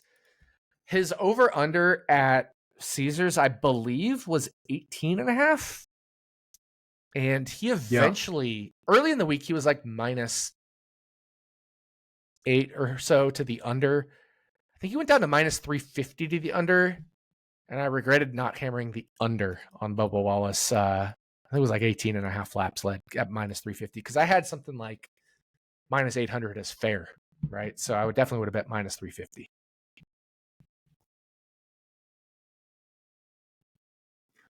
I'm not liking any of these. Maybe some of the unders. I need to run the models. Oh, I'm sure I'll like only unders for the Caesars bets. I didn't have any value on any single over until Harrison Burton hit plus 900 for this past weekend's race. Keselowski, I was right in line with the market. Chastain, I was right in line with the market until he moved, and then I slightly had value on the under. Bubba had value in the under. And somebody else there was, I forget who, but had value on, like, very slight value in the under. But if anything, I'm going to have value in the under because people hate betting unders at minus odds, right? Right, yeah. But like part of me wants to bet LaJoie to lead a lap plus 140 or whatever it is, but that's not a good bet at all. Those odds it depends. It depends. I mean, I don't know what the odds are on it. I don't have it pulled up in front of me. Plus 140. Oh yeah, no, I don't love that. If it was like plus 300, plus 400, but I haven't run my model yet. But that's why I want to run my model. I put more faith in my model than anything. And Ross Chastain led 4 laps. Bubba Wallace led 5 laps. Brad Keselowski led 2 laps. All the unders would have hit except the Harrison Burton one, which is one I didn't like as far as the under. Because I had the thinnest value on the Burton under. And Keselowski I was right in line with. But just Michigan was really spread out. Nobody led more than 29 laps at Michigan. I take it back. Larson led 41, but he DNF'd. After that, it was 29, 28, 24, 20, right? And that could be the same thing this weekend at Daytona. So unders are probably going to be more valuable than overs. But typically the unders that'll have value are the guys we think will lead laps. And the overs that will have value are the guys we don't think will lead laps. That's how they get you. They play to public interest. They play we think this guy's good, so we're going to juice the odds on him leading laps. We think this guy's bad, so we're going to juice the odds on him not leading laps. And that's how they get you. Yep. It's just like overs for football. Like they artificially inflate those because they know people root for them. Yeah. Yeah. Football props, man. People bet overs like crazy. So unders get undervalued. People know, like they play fantasy football and they're like, this guy's going to do well, but they never think about who's not going to do well. So everybody just gets their overs bet and then there's value to the under. Yep.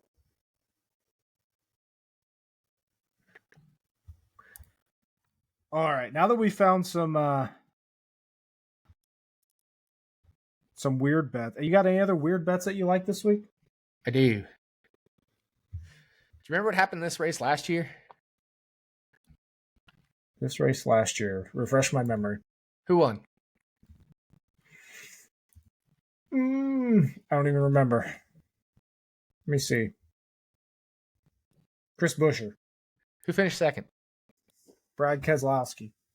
Guess what their odds are for a 1-2 finish? 100-1. I think it's 55-1 for Buescher 1, Keselowski 2. And you know if they're coming to the line 1-2, Keselowski's letting Buescher by or tailing Buescher, right? Because Buescher needs to get in the playoffs. You can do the same thing with Bubba Wallace 1, Denny Hamlin 2. Bubba Wallace 1, Tyler Reddick 2. Those guys are pushing Bubba Wallace to the win if they have the opportunity. Mm-hmm. So those are some bets I like, some exactas, some 1-2s. We saw it 2022. Austin Dillon 1, Tyler Reddick 2. Yep. Last 2 years at this very race, teammates have finished 1-2 with the guy needing to get in the playoffs. Well, I shouldn't say in Buescher's case, but Keselowski needed to in that case, but was fine anyway on points and stuff. But bet teammates finish 1-2 if you can, especially if the guy needs to get in the playoffs. If you can either bet what's called the Quinella, which is 1-2 any order, or the Exacta, which is 1-2 specific order, take the Exacta, take the guy that needs to get in the playoffs first. And the guy that doesn't need to, that's his teammate or owner, second. Yeah, I like those bets. I forgot it was Buescher Keselowski 1-2 last time. But yeah. Or any other situations that might pop up like that, right? Like maybe there's a Ty Gibbs spot, or maybe there's a whatever. But typically they don't go past like the top handful of drivers. Then you just have to bet field, and it's not really worth betting field at that point. So it only applies to a very few situations here. Those are the three I like the most.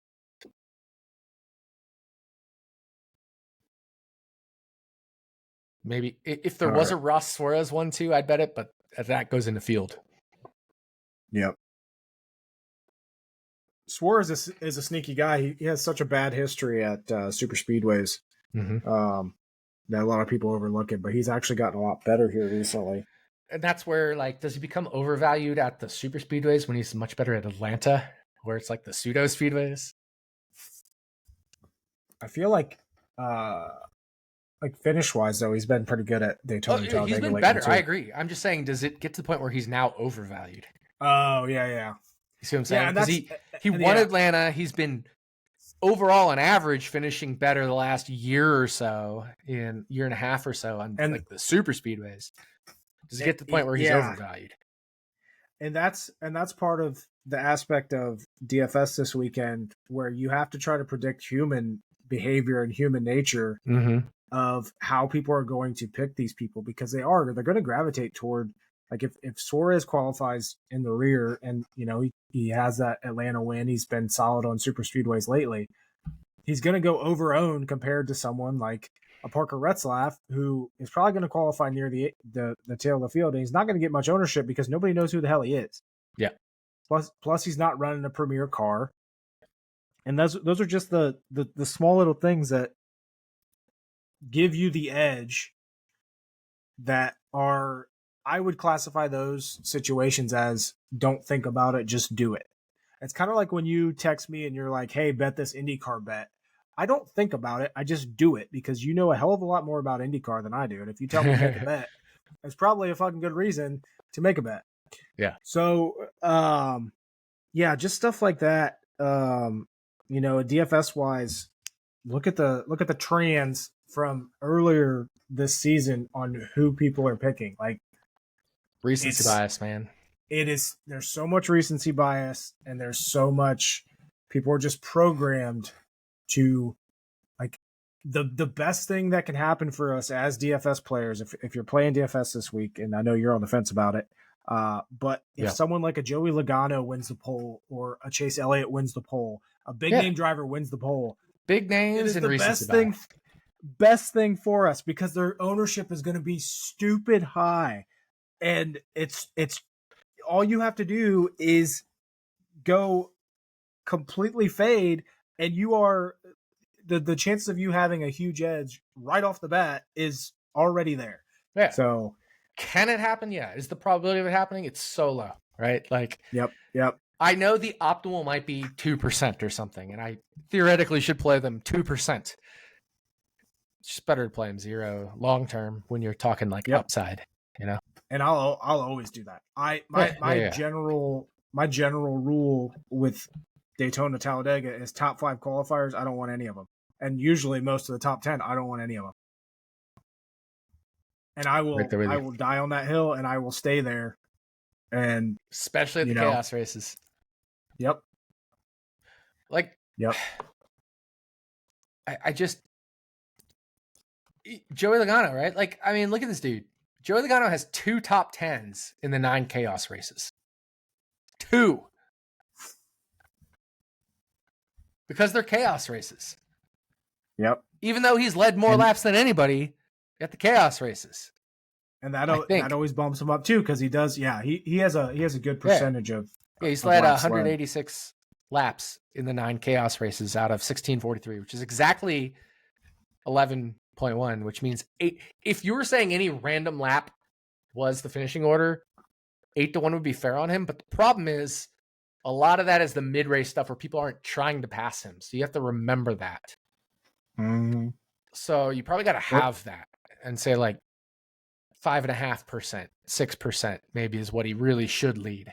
So let's say he leads 6% of the late race laps, like the race ending laps, then plus 1550 or so is fair on him, right? And I love Joey Logano at these racetracks. I just can't bet him. I can't bet anybody. I can't bet the best drivers. And we already talked about this. I can't bet the best drivers anything shorter than probably 16-1. 16-1's like pushing it if I can.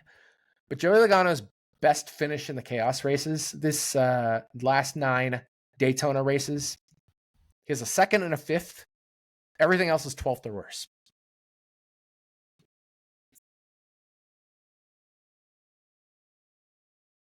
I wish we could get over under finishing positions this week. Maybe Caesars. There's Brad Keselowski over 10.5 on Caesars, which I also bet. It was plus 180. Really? It went down to plus 155. It went down to plus 120. Now it's plus 100, I believe. But Brad Keselowski finishing position, the over is plus 100. I bet the over. It's basically not top 10 over. And I see it now. I tweeted this out. I tweeted this out. There have been only 5 drivers in the chaos races that have a finishing percentage inside the top 10 better than 50%. And only 4 if you go more than a minimum of 3 races that are in this field. So, like, these drivers just don't finish top 10 because they're chaos races. Mm-hmm. So I will always take Brad Keselowski. Here's Brad Keselowski's average finish at the chaos races, 9 race sample size, average 21.5. His median, 1, 2, 3, 4, 5 is 22.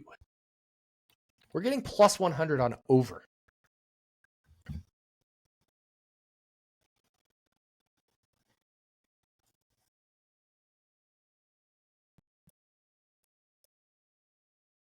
It's so much easier to not finish in the top 10 than it is to finish in the top 10 at these races. Especially, this is also a full field this week, right? We got 40 cars. If everybody was equal, you'd have a 25% chance. If Brad Keselowski was double the equal, then that would be plus 100 each way. But you're never going to be double the equal because of the chaos of this race. You might be double the equal in terms of how you run throughout the course of the race, but not in how you finish because of the way things happen.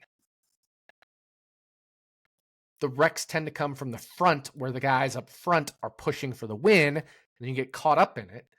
So the middle and back portions are oversampled in their expectation of finishing inside the top 10. So even though in most races, Brad Keselowski finishing in the top 10 plus 100 be nice, here it's Terrible. Plus 100 to not finish in the top 10 is amazing value on Brad Keselowski. When I ran my model for the Daytona 500, there wasn't a single driver that was above 40% top 10. I would expect the same thing this week with a similar chaos race. Nobody should be above 40%, which is like plus 150 finish in the top 10. Nobody. Don't care who you are. I don't care if you've already finished in the top 10 more than 50% of the time. You'll eventually get swept up in it and not finish in the top 10 enough of the time.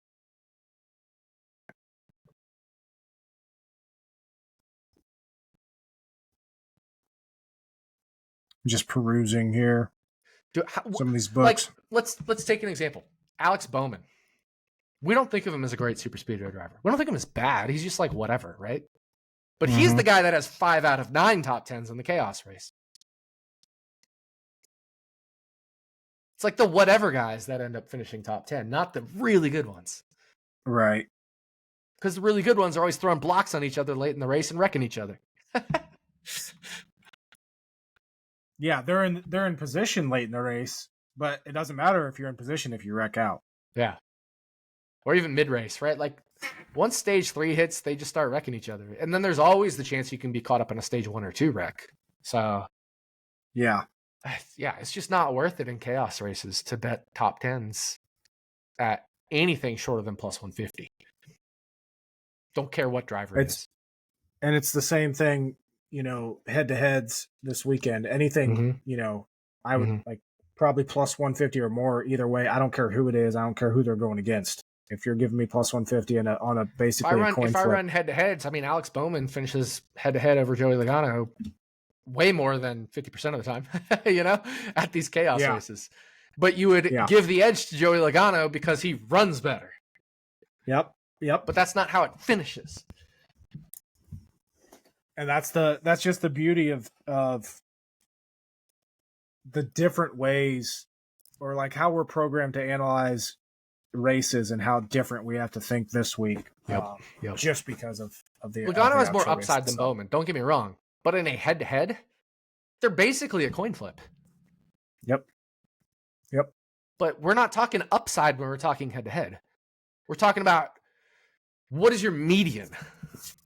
And Alex Bowman's median and Joey Logano's median, pretty damn close to the same in the long run, I would expect. And that's all that matters. So when you're looking at top 10, you want the distribution of when they finish in the top 10. If you're looking at win, what is the distribution of when they win? I don't see a single driver. And again, I'm pulling up my Daytona 500 model right now. Give me just 1 second to go scroll to it. It's in my files somewhere. Daytona 500 simulation 2024. The highest driver I had was Denny Hamlin at 6.3% to win. That is plus 1490. I can't bet a driver at 15-1, even 16-1 if I want to be sure my model has enough edge at the chaos races. I just can't. I just can't. Maybe if I have a gut feeling or something, whatever, but I just can't. If I have a reason to override my model, but I don't really have a reason. Like, yeah, Ford's fast in qualifying, but qualifying doesn't matter when it comes to the race.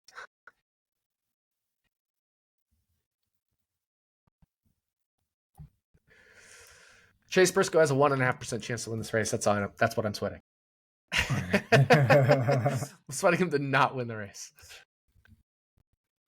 I will note, though, 2023 and 2024 races at Daytona and Talladega, guess who has the second highest lap led percentage? Chase Briscoe. I'm well aware of that. Well aware of that. But again, laps led percent doesn't translate to finish percent. Yep, exactly. Actually, let me pull up the chaos races and see which winner led the most laps. So it's just Daytona since 2020. And then just first place finishers. Most laps led was 79 by Denny Hamlin at Daytona 500 2020. Second most, William Byron, 24 laps led. Second Daytona race of 2020. In the next gen era, Austin Cindric led the most laps at 21, and Austin Dillon led the next most laps after the rest of the field wrecked out, and he led the last 10 laps at 10. So we're talking guys that are leading 20 or less laps that have been the winners in the next gen era at Daytona.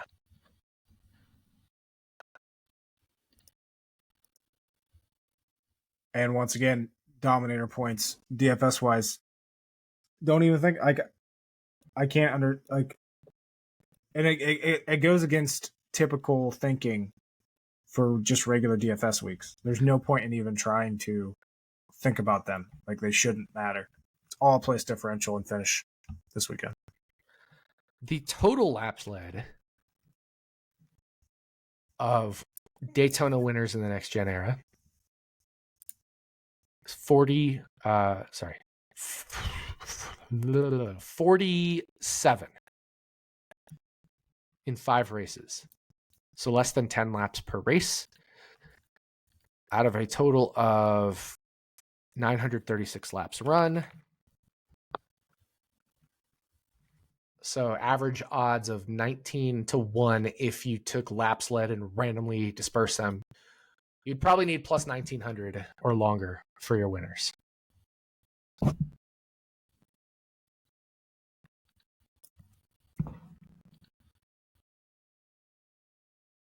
Huh. All right. Let's get to our picks. Yeah.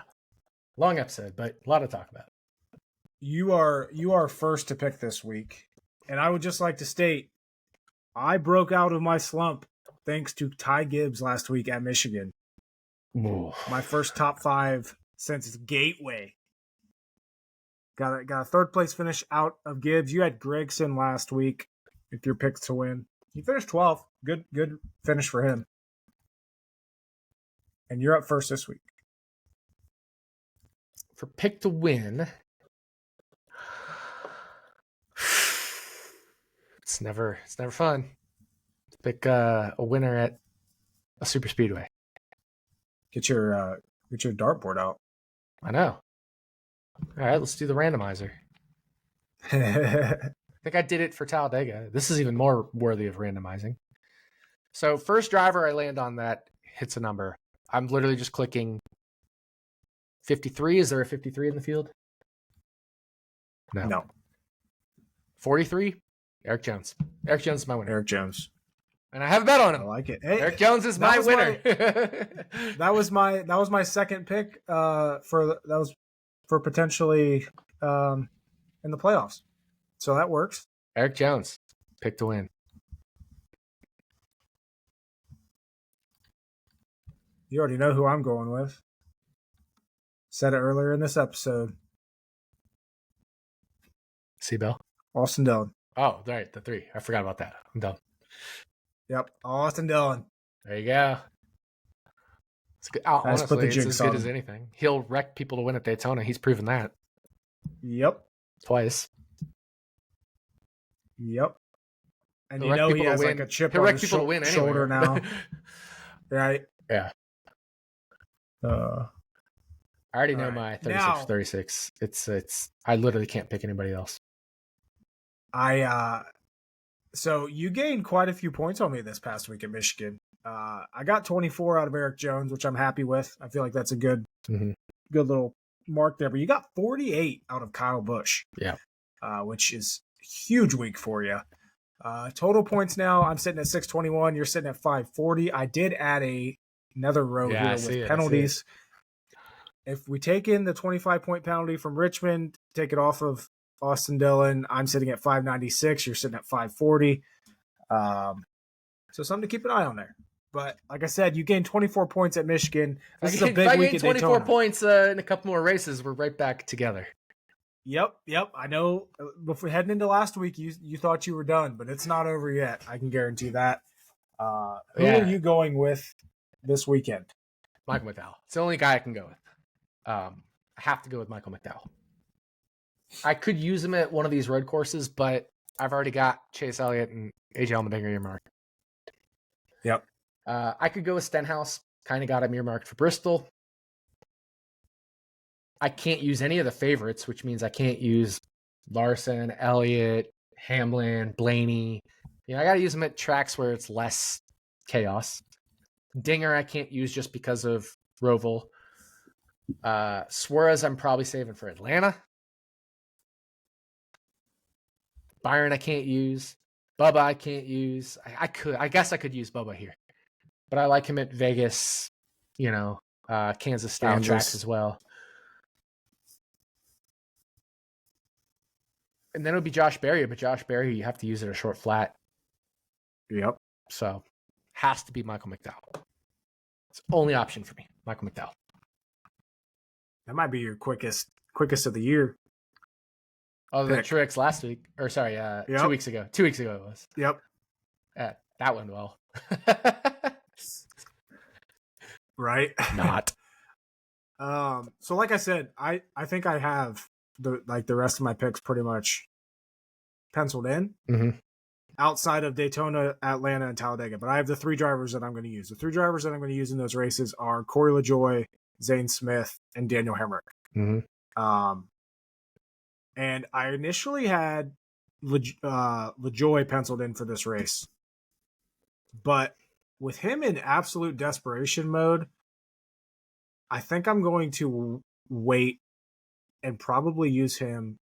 I'm going to use him at one of the other 2, where he's not trying even harder to get to the playoffs. I like that. Yeah. So now it comes down to Daniel Hemrick or Zane Smith. For me, I'm going to go Daniel Hemrick. Yep. I think it makes a lot of sense. Daniel looking at Hemrick. Yeah. Looking at which is funny because I used Daniel Hemrick earlier this year at Daytona. Yep. So looking at the first Daytona race, 13th best driver rating in that race. He finished 16th. And then at Daytona, or at Talladega, sorry, Hemrick had the 3rd best driver rating. So I'm hoping to maybe, and he finished 9th. So I'm hoping, maybe just give me one race where you don't suck awful. Hemrick has averaged 14.0 points this year. I got 21 from him, so it's like 7 points above average. So if you get 14, you did good. If you get more than 14, you did really good. If you get way above 14, you did great. So that's your benchmark this week is, say, 15 plus points for Daniel Hemrick. Yeah, no, and 14 points would be about a 25th place finish. So yep. I like it. It's a good pick. Yep. It's a good pick because I picked them at the same track. Yep. I think we did that before, didn't we, too? We've done that a couple times this year. Austin Dillon at Richmond. Yep.